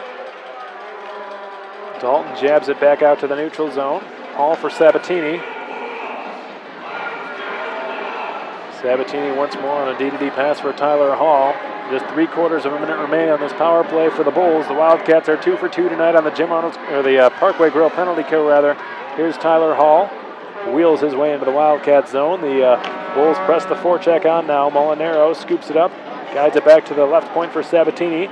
D-to-D for Tyler Hall. Top of the right circle. Fires a shot. Stopped by Syme, who kicked it out to the corner. Mika plays it back to the point. Sabatini now left point. Top of the left circle, and it's Tyler Gernhofer. Down low for Mika, centering for Molinaro. His shot stopped by Syme. Wraparound try cleared by the Wildcats all the way down the ice, and Martinson will leave it there. Martinson plays it out to the left side. Molinaro in over the line for Mika. Mika takes a shot. Blocker saved by Syme. Fromberger turns one towards the net. Goes just wide. Van Wy goes after it now. Pushed back to the right point. Sabatini holds it and shoots. Redirected and picked up by Baum. Wildcats are back to full strength. They're 3 for 3 on the Parkway Grill penalty kill tonight. Albrecht with some speed. Litviak turns it on net. Stick save by Martinson. Pops up over the goal and into the corner. The puck has just been cleared deep into Wichita Falls territory. Matt Hines with it.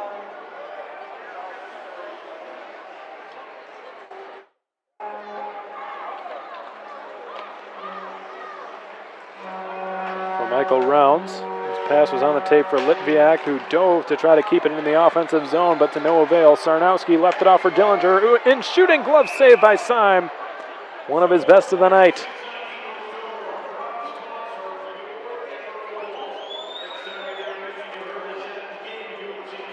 Some good leather flashing there by Julian Syme. He hasn't been tested like that a whole lot of times tonight, but when he has, he's come up strong. 20 for 21 on the night for Julian Syme. He has made 20 consecutive saves. Lazarus wins the defensive zone draw. Gilraith behind his own net for Albrecht. Albrecht will skyhook this one into the neutral zone. Bounces away from Philippe Fromberger. Lazarus uses his speed to get to it. Tried to center for Albrecht, all the way through for Gilraith. Gilraith couldn't find a lane. Sarnowski taking the lanes away from him. Sipus gave him a hot return pass. Slap pass to the side of the goal, and Yeager trickled it through the blue paint. Sipus goes around the end boards with it. Gilraith has to hustle over to keep it alive. Played off his skate. Chopped in deep behind the Bulls net. Fromberger off the right half board. Sipus holds it in. Sipus chops at it into the slot. Fromberger escapes with it and sets up Matt Nels, or Sarnowski rather, down the right side, whose shot was into the glove of Julian Syme. He left it off for Sipus. The officials letting them play on. Here's Yeager, offside.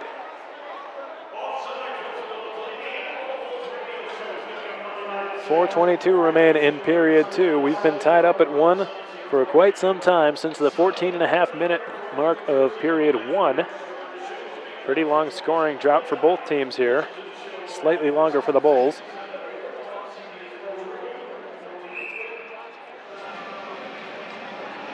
Their only goal of the night was scored in the third minute of the game. Here's Ryan Burnett. Nick Rosa down the right side, working one-on-one, fires a shot, missed wide on the far side. Dalton's backhander got blocked. Rosa keeps it and shoots it, stopped again by Martinson. Chopped back out to the left point, kept alive by Dalton. Dalton feathers one in deep off the glass, and DeFazio is hauled down by Ryan Burnett, and a penalty again upcoming against the Wildcats. Martinson goes to the bench. 6 attackers on the ice for the Bulls, and Rosa is cross-checked by DeFazio. That's going to be a penalty as well, I believe. Rosa and DeFazio now chirping away. You don't see Nick Rosa running his mouth all that often. And looks like Nitschie's going to go in his stead. So Nitschie is in the penalty box for Amarillo. I believe this may be 4 skaters aside. We'll see. Ryan Burnett looked like he tripped a man down in the corner. Riley DeFazio, who had the puck. Not sure if DeFazio thought it was Rosa who tripped him, because that's who he went after. And that's probably why Rosa was giving him a few words back, because he didn't do anything on that play.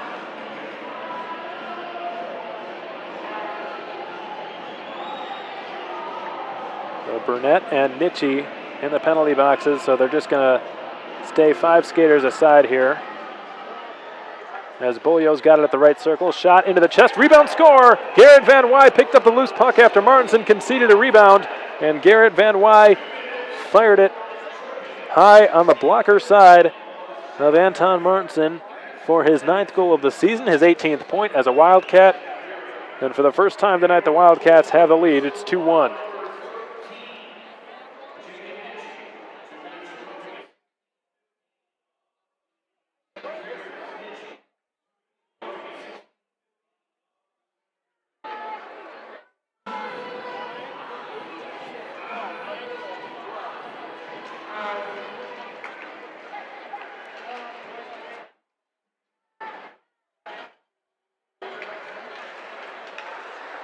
Here's Joey Molinaro.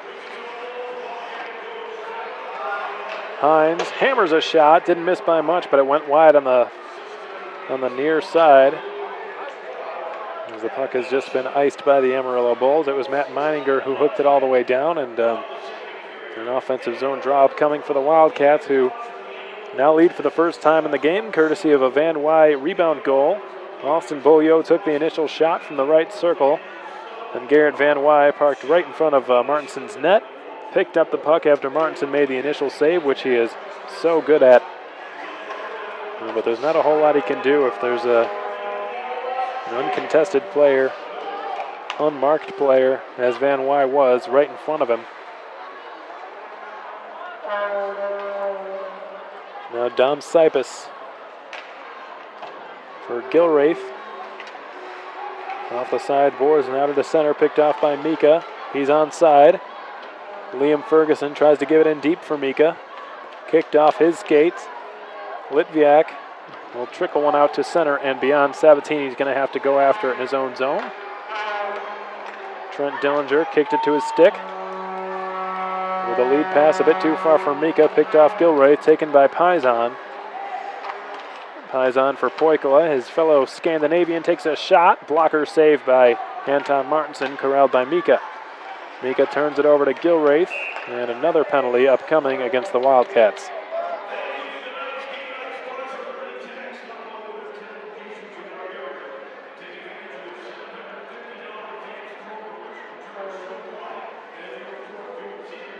There has not been a power play goal scored tonight, despite a whole plethora of penalties on either side.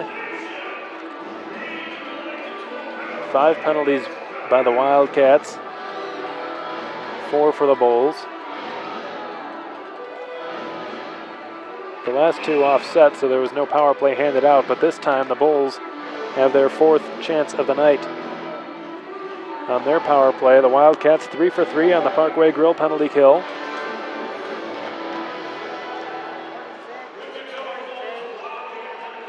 And you kind of see that coming with Alexei Poikala. He was seemingly feeling unusually aggressive tonight with all the hits he was handing out. He's just gotten himself a 2-minute minor for interference.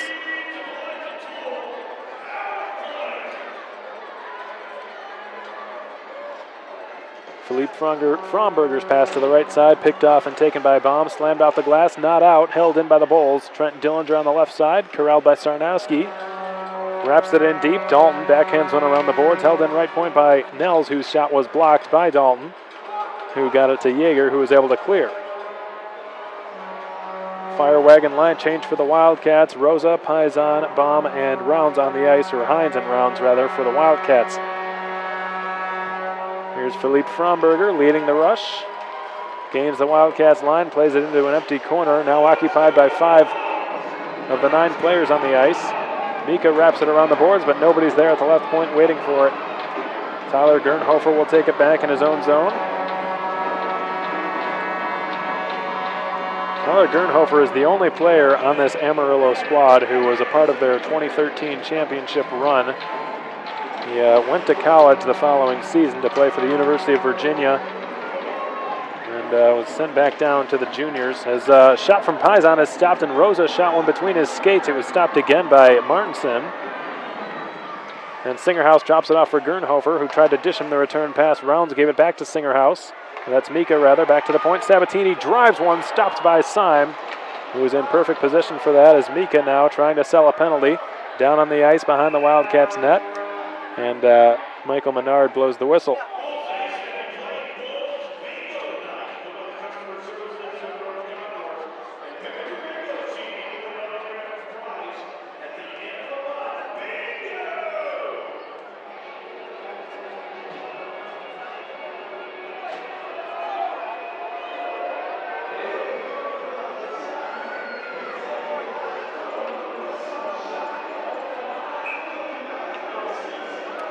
Just 7 seconds remaining on the Alexei Poikala interference penalty.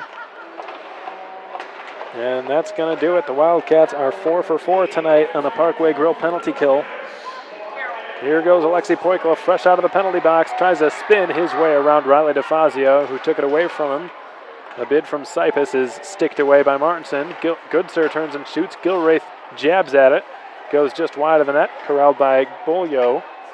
Played in deep, and that's going to do it. The first 40 minutes in the books here at the Amarillo Civic Center. Just 3 goals have been scored through the first 2 periods, 2 of which belong to the Wildcat, favor of Wichita Falls. After 2 periods, the shots on goal also favoring the Wildcats. The goals tonight in the following order have been scored by Joey Molinaro for Amarillo, Holden Cronin for Wichita Falls, and Garrett Van Wy for Wichita Falls, whose first and only game-winning goal this season actually came in this building. We'll see if it holds up as the GWG tonight. Just 1 more period of play, the 3rd period, brought to you by American Classifieds, coming up next. In the meantime, we're going to take a short break here from the Amarillo Civic Center. When we come back to our Fast Hockey audience, you're going to hear an intermission interview with Wildcats goaltender Julian Syme, who has played pretty well tonight. 22 saves on 23 shots. Stay tuned.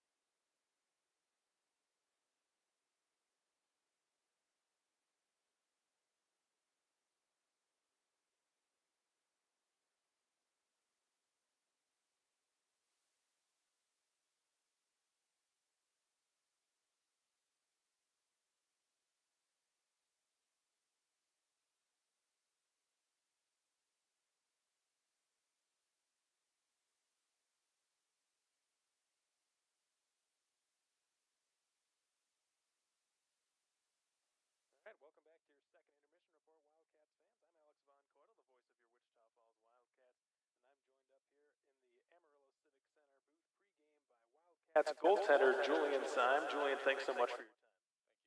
Thank you. Of course. So, Julian, you're in your first year in junior hockey, obviously first year with the Wildcats. Why don't you tell the listeners a little bit about what kind of goaltender you try to be in there? The kind of goaltender I try to be is a goaltender that plays big in my net.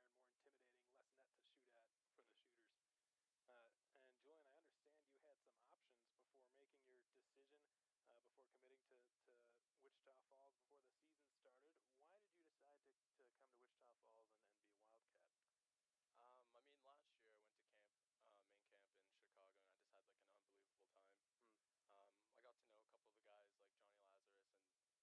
and I try to be like the hardest working goaltender on the ice for sure. It doesn't always matter how big you are. It's about how big you make yourself look, and by playing aggressive like you often do, it definitely helps to make yourself look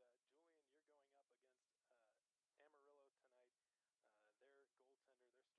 more intimidating, less net to shoot at for the shooters.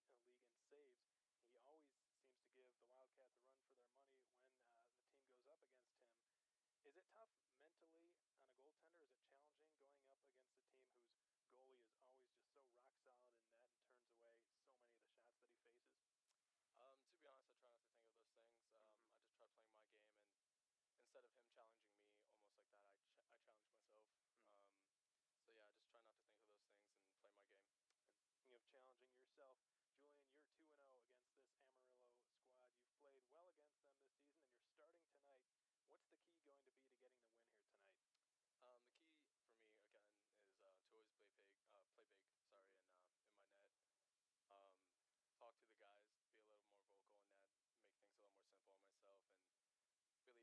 for you. We've got Children's Miracle Network coming up next weekend. Always a very huge weekend, lots of excitement every year going into it. It's for a terrific cause. What are your thoughts? It's going to be your first time going through it, so how are you feeling about it? I'm very excited to be honest. Me and a couple of guys, we came up with a really nice skit for fans, and whoever's going to be staying there to watch and auction for our jerseys.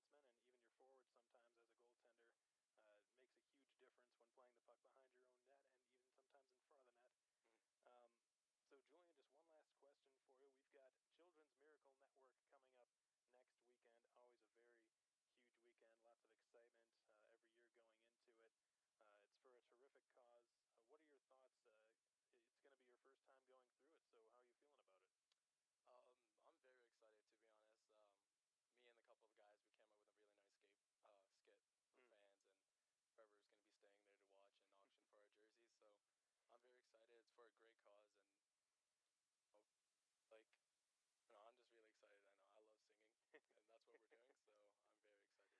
Well, I'd say I'm as equally excited as you guys are. I've listened to the skit and I've heard it, and I think I've also listened to last year's, and I think it's definitely a step up from last year's. So Oh yeah. I'm sure the fans are going to get their money's worth, so to speak, watching that. And again, it's for a terrific cause, so we're very much looking forward to next weekend. And Julian, I just want to thank you so much for your time. Go out there and stop some pucks tonight. Thank you. Of course. That's Wildcats goaltender Julian Syme. I'm Alex Von Coydle bringing you your second intermission report. We'll be back in just a few short moments to bring you your out-of-town scoreboard update. Stay tuned. Their money's worth, so to speak, and again.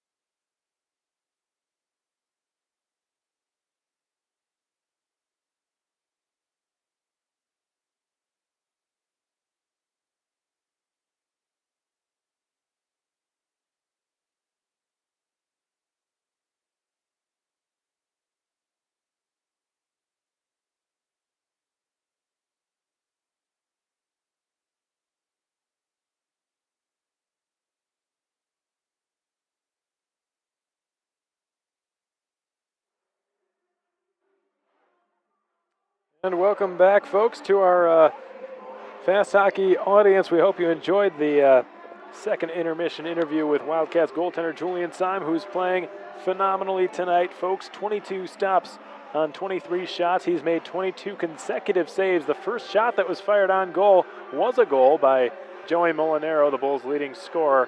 Syme didn't really have much of a chance on the play, but he certainly bounced back. His teammates gave him some encouragement after he conceded the goal, understanding that by no means was it his fault that the goal went in. And ever since conceding that Amarillo goal, it's been all Wildcats. They're outshooting the Bulls 35-23 and outscoring them now at the moment 2-1. The goals for the Wildcats tonight scored by Garrett Van Wy and Holden Cronin.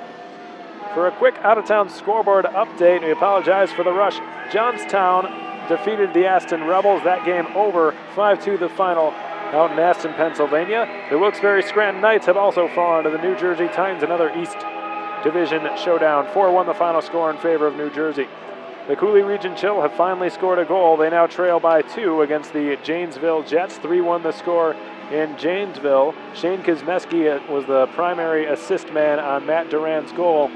So well done, former Wildcat Shane Kuzmeski, to set up Duran to get the Chill back in the game. They trail by 2. The Austin Bruins dominating the Brookings Blizzard, 4-0 the score up in Austin, Minnesota. The third period of that game having just started. The Topeka Roadrunners have rallied back to tie the game against the Odessa Jackalopes.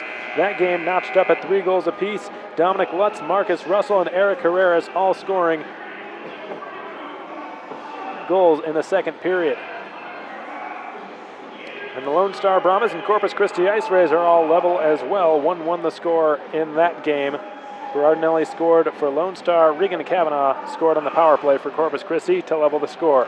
Meanwhile, this game is back underway. Third period action is brought to you by American Classifieds as Albrecht turns one in front, and it was sticked aside by Philippe Fromberger. The Bulls with 20 minutes to tie this game up. As Gilreath goes back to play the puck behind the Wildcats net, Albrecht has a look and feathers one across the ice, too far for Cypus.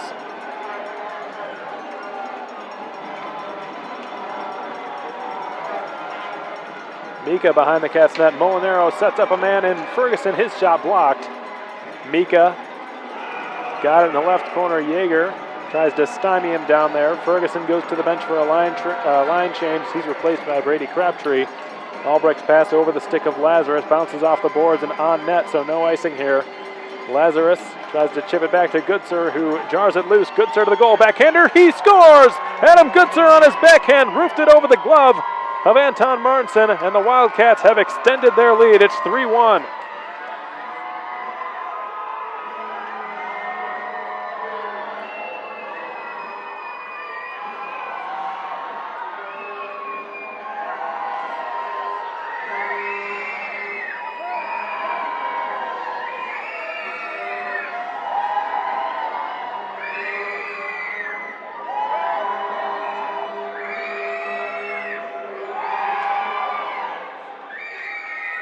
That is Adam Goodser's 22nd goal of the season.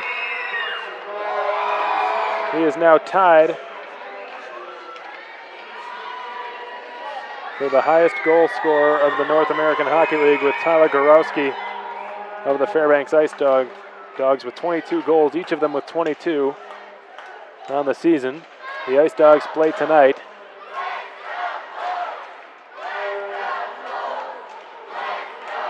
Fans here at the Amarillo Civic Center trying to give some encouragement to their team, who now finds themselves trailing by 2 goals. As a pass from Goodser to Van Wy was out of his reach. to Fazio goes back behind his own net to get it. Tyler Gernhofer will drop it off and go for a line change. Sarnowski chips it out to center. Poikla had it knocked off his stick. Sabatini, or Sarnowski rather, his shot was blocked. Litviak ahead for Poikla, a bit too far beyond his reach. Hall. Tyler Hall backhanding one ahead for Sarnowski, or Singerhouse, I should say. Singerhouse is pushed off the puck by Michael Rounds. Poikla will wedge it back to Matt Hines.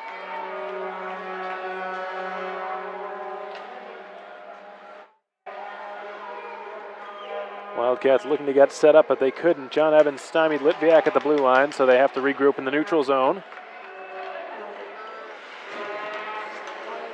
Paisan had it batted away from him. Hines has to regroup again in the neutral zone. Paisan trickles one ahead for Poikula, swiped away by John Evans. Litviak tries to turn away from Sarnowski, pushes it ahead for Poikula, who's onside. Poikula gains the line, turns and shoots, and it was blocked. And it went up and over the net and out of play.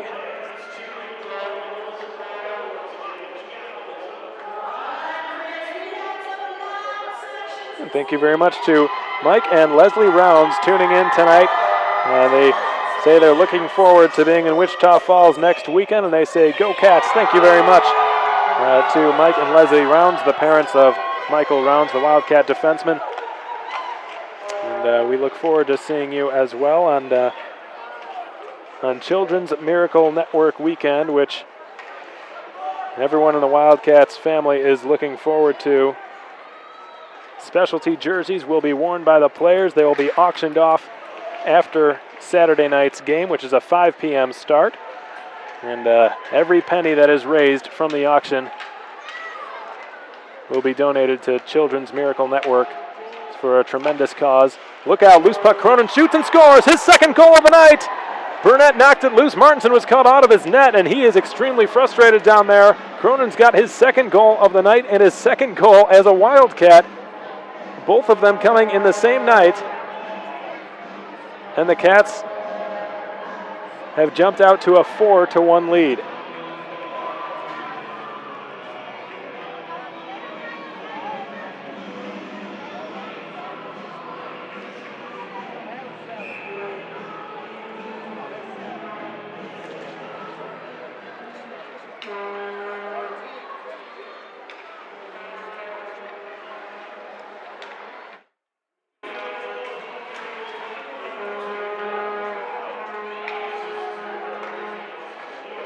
Foreman going after it now. Dalton pushes it behind the Wildcats. Net for Baum. Turnover. Syme had to be ready for a quick shot, and he was, and he made the save. Albrecht ahead for Lazarus now. Lazarus down the right side. Returns it for Albrecht. Backhand shot. Stopped by Martinson. Goes behind the net. Albrecht surveys. Albrecht from the circle. Shot one off the crossbar, and it bounced over the boards and out of play.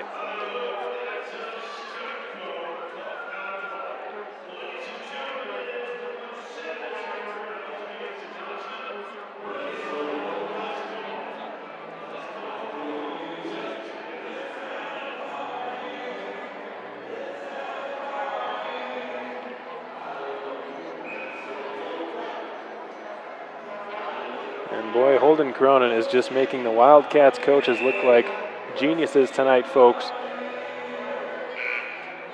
Of all the players and the defensemen to step up and take that last remaining forward spot, Holden Cronin would not be, for most viewers and fans anyways, Holden Cronin would not be first among the available choices. Earlier this season, when the Wildcats were down a forward, Rourke Russell played at forward. Obviously normally a defenseman, and Rourke scratched tonight. Holden Cronin picking up the slack instead, and what a night he has had. As a shot from the right side is stopped by Anton Martinson. Meininger had it stolen from him. Bolio's got it on his off wing, skates in, drops it off, hoping for good sir, but a good diving poke check was made by Charlie Singerhouse. Chopped off the boards beyond the reach of Hines. Van Wy going back to get it. Look out, big hit there in front of the Wildcats bench as Sarnowski was run into by Rounds. Who's got it now? Michael Rounds will skate through center. Sets up Poikula. Cross ice pass a bit too far for Andre Paisan. Paisan is shoved off the puck by Riley DeFazio. Poikula swings it back to Hines. He winds and fires, blocked. Rebound comes out to Poikula. Poikula in the corner. Picked up by Litviak, who tries to slip it backdoor for Paisan. He caught his own teammate off guard with that pass. Poikula back on it now.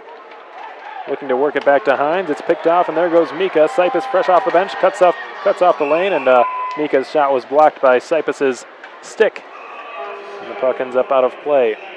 14.5 to go in period 3. 4-1 the score in favor of the Wildcats, who are out shooting the Bulls 39-25 and finally have some goals on the board to show for it.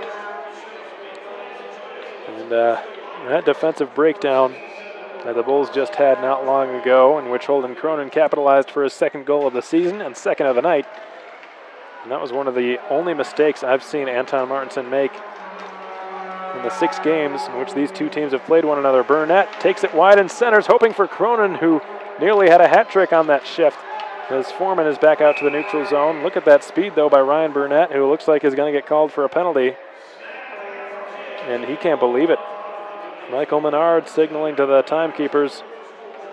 Looks like it's going to be a hook against Ryan Burnett. He's not happy. He just took the puck from end to end and nearly gave a hat trick to Holden Cronin.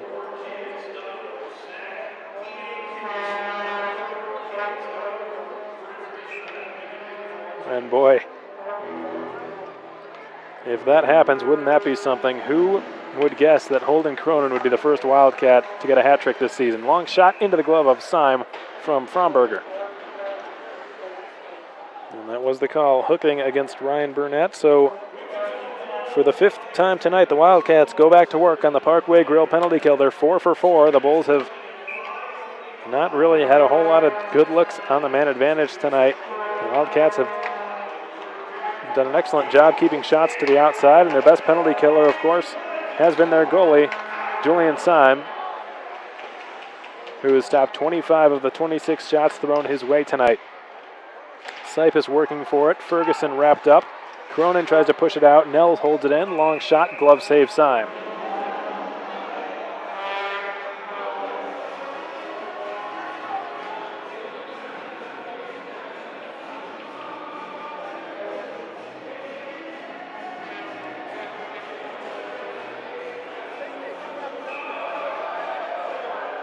And the Van Wys are tuning in from Seattle, Washington. Greg and Sue, thank you very much for tuning in on fasthockey.com, and whoever else may be with you, thank you very much. We appreciate all the support you give us. We know you tune in to just about every one of our broadcasts on fasthockey.com, and it sure means a lot, and we hope you enjoyed that goal that Garrett Van Wys scored earlier in this game. His first and only game-winning goal of the season came against this team back on New Year's Eve, it was. And, well, it's possible he'll have his second. He's got the second goal currently as it stands. He's got the game-winning goal. And players just falling down left and right. They saw 3 Bulls fall in the last 5 seconds or so. Could have been 2 trips, and Martinson looks like tripped over the circle. But will be a tripping penalty against the Wildcats. Michael Rounds is going to have a seat right next to his fellow Michigan native, Ryan Burnett, in the Wildcats penalty box. And boy, this is just what the Bulls need if they want to have any shot in getting back in this game. They've got a 5-on-3 power play to do it. The Wildcats 4 for 4 tonight on the Parkway Grill penalty kill, now with a daunting task in front of them. And looks like we may be getting a timeout here. Not sure which of the coaches called it, but the players on both sides will be getting some pretty explicit orders from their bench bosses.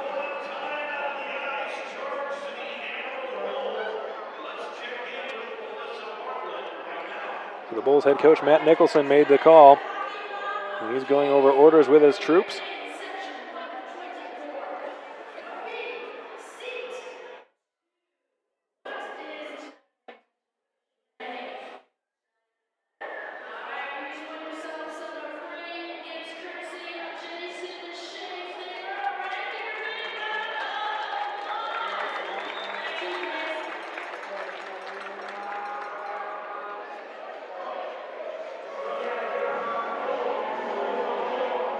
And the Rosa family tuning in from Birmingham, Michigan, the hometown of Nick Rosa, the Wildcats' versatile two-way centerman. Thank you very much to the Rosa family, Lori, Todd, Nick's brothers, whoever else may be watching tonight on fasthockey.com. We know you also tune in to just about every one of our broadcasts, and we hope you're enjoying the night and the season that young Nick Rosa has had.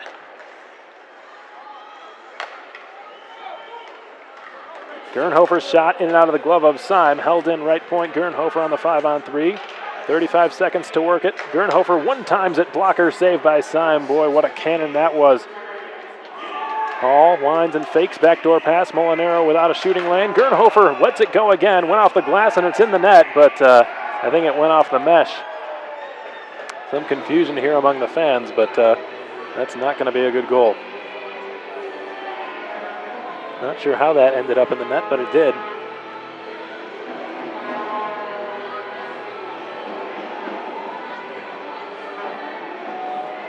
George Mika and Joey Molinaro, the big guns for Amarillo, both on the ice for the remainder of this 5-on-3, the likes of which is down to its last 22 seconds. Here's a drive on the one-timer, stopped again by Syme on Gernhofer. That's the fourth time we've seen him let it rip. Gernhofer has it again, top of the left circle. Tries to slip one on net, blocked this time. Hall, Molinaro, backdoor, Mika chops at it, backhander from Sabatini, missed the net. Molinaro's got it again at the goal line. Burnett's out of the box. Molinaro into the slot for Sabatini. Coughs it up. Goal line shot from Mika is blocked by Syme. Cleared off the glass and all the way down. And the Wildcats have killed off one of the two penalties. They're now 5 for 5 on the Parkway Grill penalty kill tonight. And the Bulls had better get one here if they want to have any shot in salvaging this game. All with a long-range shot. Looked like it was on an offside play, and finally the whistle blows.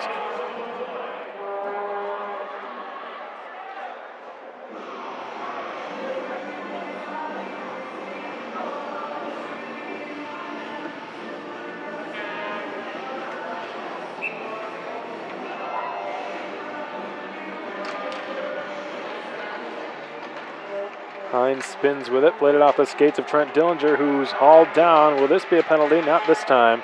Demontis Sipis for Garrett Van Wy, ahead for Bolio. Played down to his stick from his chest. Picked off by the other number 18, Liam Ferguson. He's got half a minute to work the remainder of this power play. If the Bulls do not convert, they will fall to 0 for 6 on the night. Matt Hines wraps up Ferguson behind the Wildcats net, pushed free by Trent Dillinger, and Bolio will hatchet it back out to center.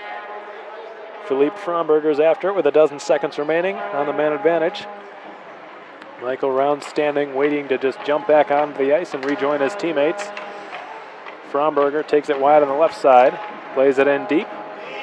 Rounds is out of the box. The Wildcats have done it. They've got a 2-on-1 now. Litviak's got it left side. Poiklo the trailer. Litviak in. Tries to go to his backhand. It's stopped by Martinson. Litviak right circle. Shoots. Blocked.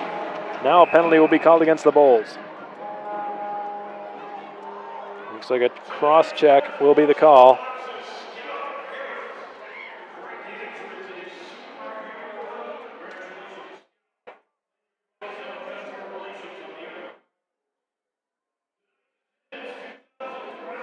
And for the first time since the first period, the Wildcats will get a Jim Arnold's Collision power play.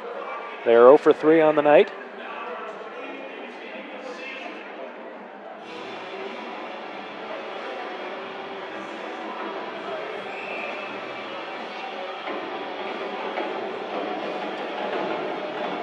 Eric Yeager will take the face-off. The circle to the right of Martinson. He wins the draw cleanly. Albrecht for Gilraith, manning the point on this man advantage. Lazarus down low for Yeager. Lazarus has it now left circle. Gilraith waiting for it in the high slot. Doesn't get it. Lazarus to the goal line for Yeager. Touch pass. Litviak back door for Albrecht, who couldn't slide it home. Hugging the post there with the left pad was Anton Martinson. Lazarus to the point for Yeager, who broke his stick on the one-timer. He's without a stick now. And the forwards, recognizing that for the Wildcats, hustle back to play it as Gilraith will scoop it to the end boards there as the puck is hammered back out to center. Bulls will play a little keep away. And we've seen more and more shooting from Noah Gilraith as the season has gone on, and his shot has improved. There's no question about that, but it's not going to go anywhere when the stick breaks on him like that.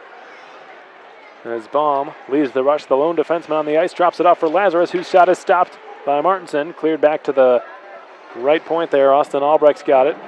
Half of the power play has been killed. Albrecht's got it right circle, down low for Lazarus. Lazarus looking into the slot for Litviak, who's got it now left circle.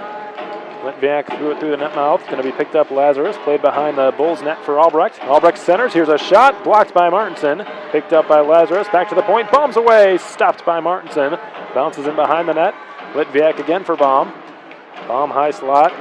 Albrecht right circle. Shoots. Missed on the short side. And the puck's going to rattle all the way around the boards and back out to the Wildcat zone. 22 seconds remain on this Jim Arnold's collision power play. The Cats have had some good looks, but none good enough to solve Anton Martinson as Baum deals it off for Goodsir before going to the bench for a change. Goodsir delays, plays it cross ice. Here's a one-timer from Hines. That was a scorcher. It missed high and went off the glass. Goodsir's got it again. Right circle to the goal line for Paisan. Had it between his stick and his skates. Meininger pushing Paisan against the boards, and the Bulls have returned to full strength. The Cats drop to 0 for 4 on the Jim Arnold's collision power play on the night. Neither team has scored a power play goal, despite a total of 10 chances being handed out. And the Bulls have just iced the puck. 8:33 remain in period 3. 4-1 the score in favor of the Wichita Falls Wildcats, who have scored a couple of pretty big third period goals earlier on in this period. The scoring tonight started with Joey Molinaro on the Bulls' first shot of the game. Since then, Julian Syme has made 31 consecutive saves. The Wildcats since then have also scored 4 unanswered goals. Holden Cronin, Garrett Van Wy, Adam Goodsir, and Cronin again scoring for the Wildcats, which takes us to now. Cronin with a chance to become the first Wildcat this season to record a hat trick.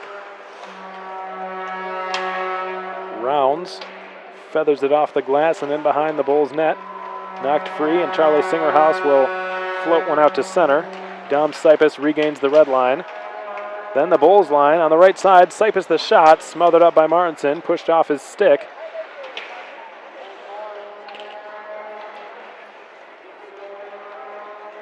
Puck rattled back to the left point. Gilraith aggressively trying to keep the play alive, but Sabatini knocked it away. Good forecheck by Cronin, who knocks it loose.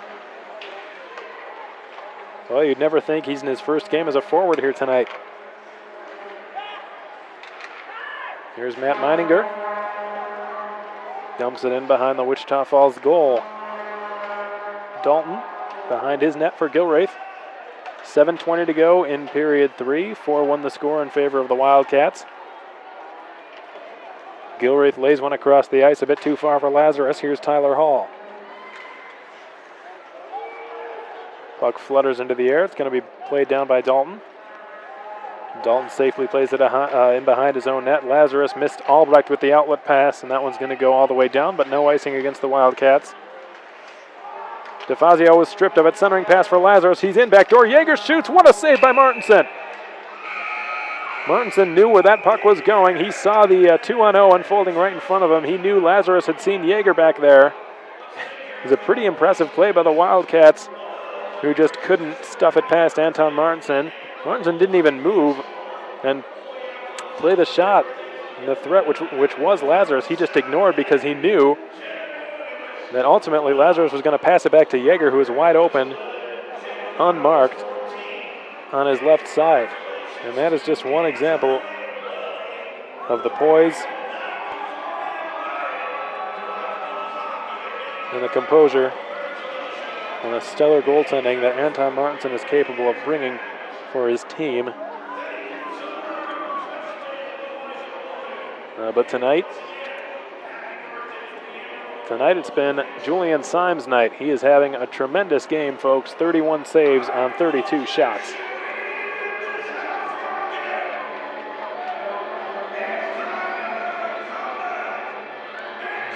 In his first start of 2016. Wildcats could not have asked for a better debut to the new year.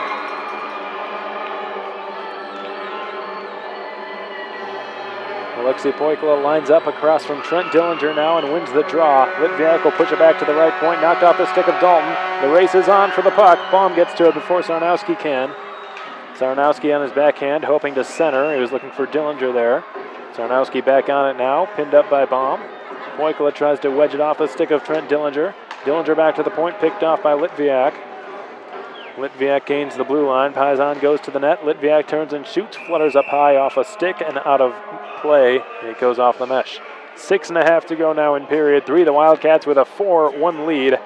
The third period goals were scored by Adam Goodsir on his backhand and Holden Cronin after a defensive zone breakdown by the Amarillo Bulls.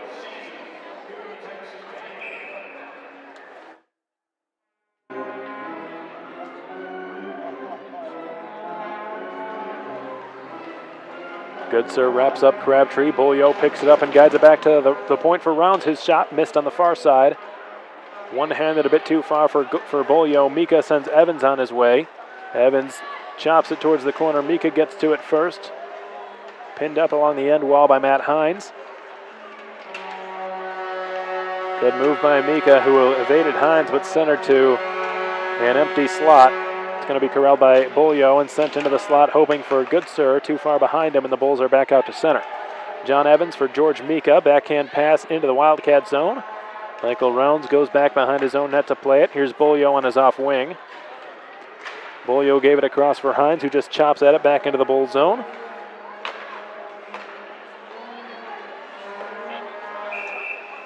And the puck has been gloved by Julian Syme.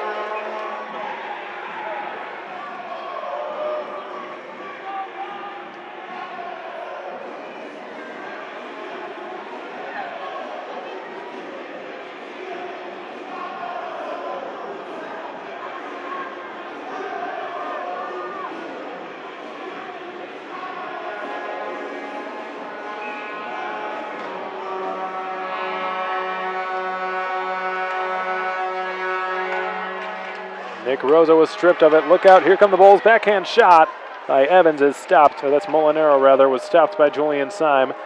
Ryan Burnett, the speedy right winger, pretty crafty too, tries to take it wide on DeFazio. Rosa tried a centering pass for Burnett. It was picked off. And here comes Tyler Hall, the offensive-minded Amarillo defenseman. Dishes for Molinaro, returning it for Hall. Molinaro behind the Cats' net. Down goes Rosa. He brings Molinaro with him. It's going to be picked up by Holden Cronin, who gave one across for Burnett. Kicked ahead for Sipus. Bit of a miscommunication there between Burnett and Sipus, who just dumped the puck in and now go for line changes. With less than 5 minutes remaining, a quarter of this period remaining, and the Bulls trailing 4-1. Jake Dalton, Jeff Baum, Johnny Lazarus, Austin Albrecht. Returning it for Lazarus, getting the return pass. He looks ahead, he's got Dalton, he shoots into the glove of Anton Martinson for his 44th save of the night.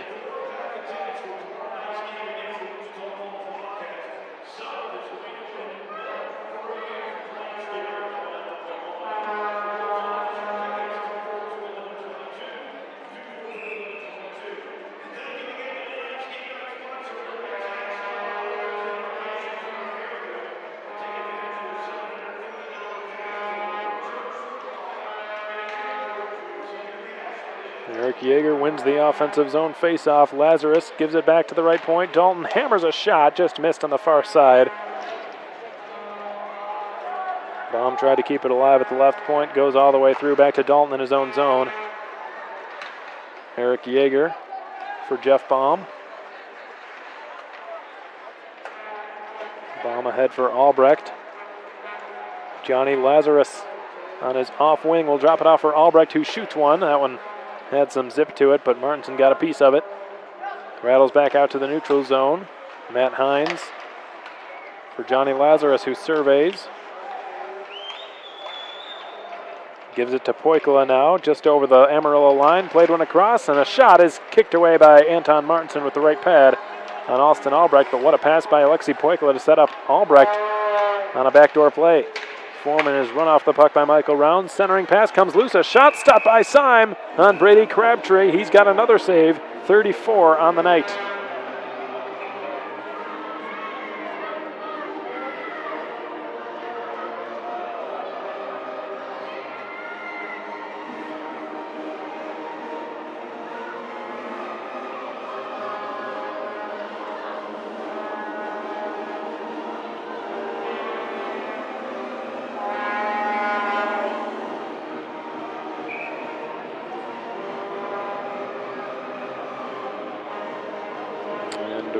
have we here? Looks like Michael Foreman's in the Amarillo penalty box. Didn't quite see what happened.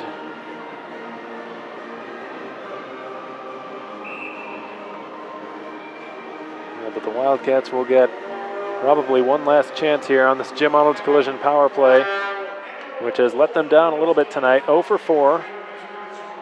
But it hasn't caused a whole lot of problems. They still lead. They still managed to score 4 goals even without a dominant power play, and that's the sign of a good team.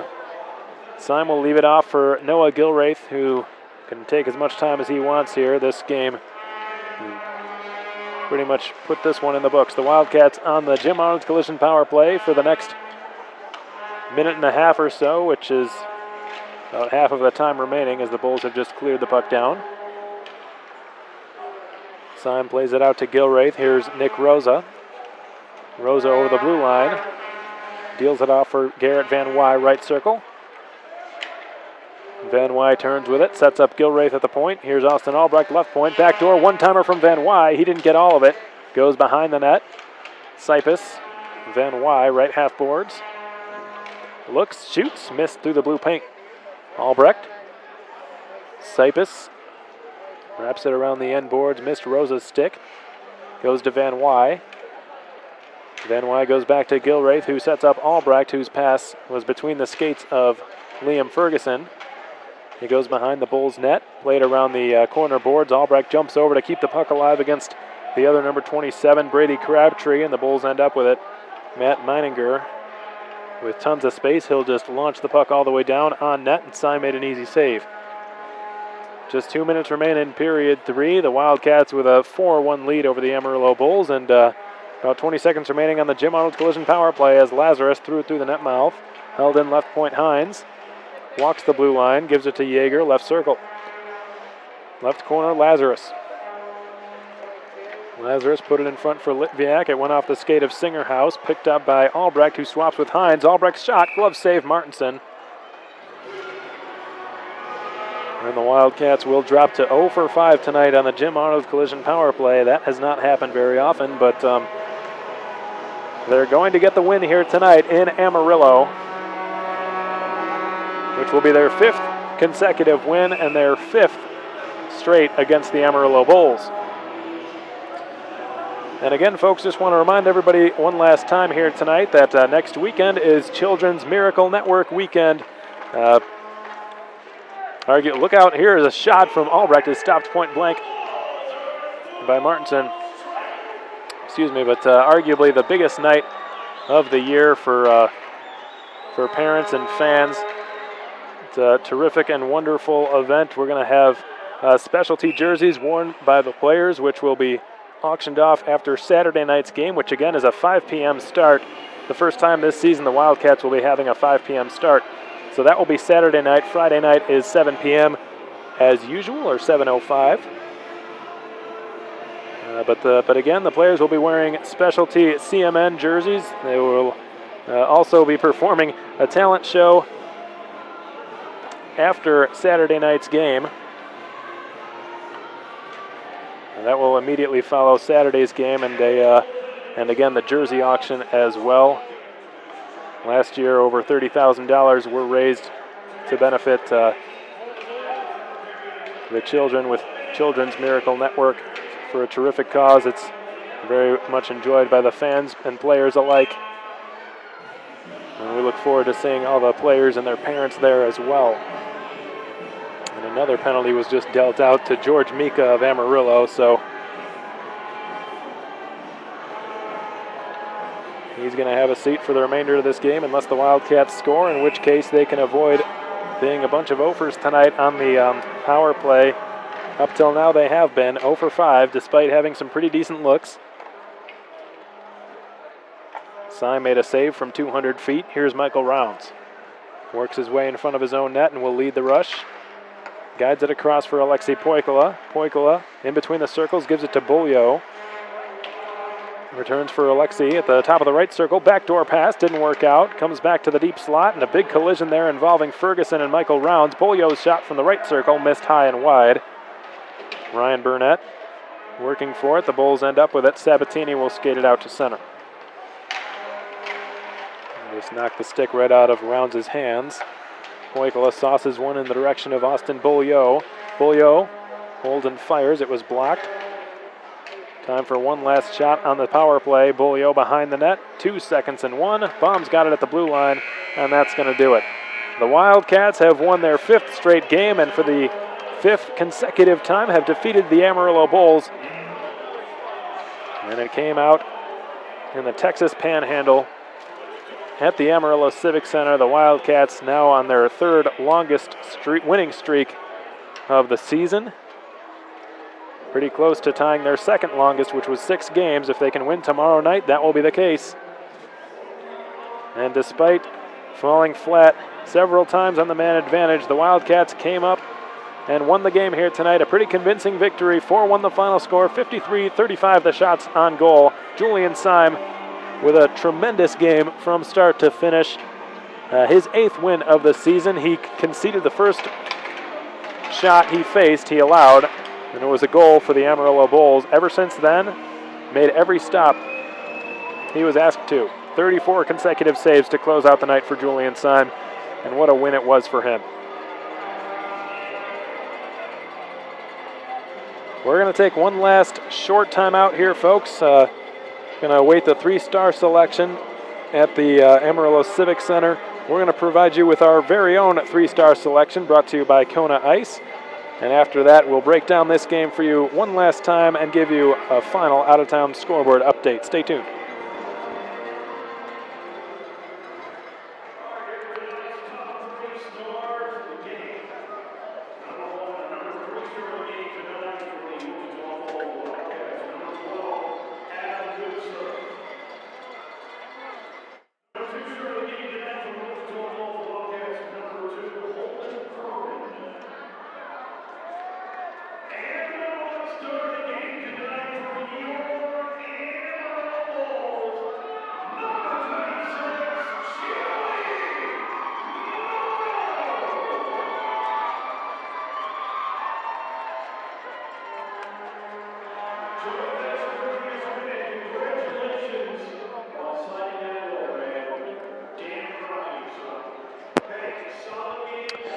And welcome back, folks. The 3-star selection here at the Amarillo Civic Center has just been given by their public address announcer.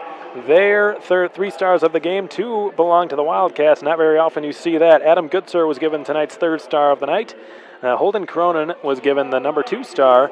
And the man who opened the scoring for the Bulls, Joey Molinaro, was given tonight's 1st star for the Amarillo Bulls. As for our 3-star selection, brought to you by Kona Ice, the 3rd star of tonight's game, Garrett Van Wy, had the game-winning goal, his 2nd game-winning goal of the season.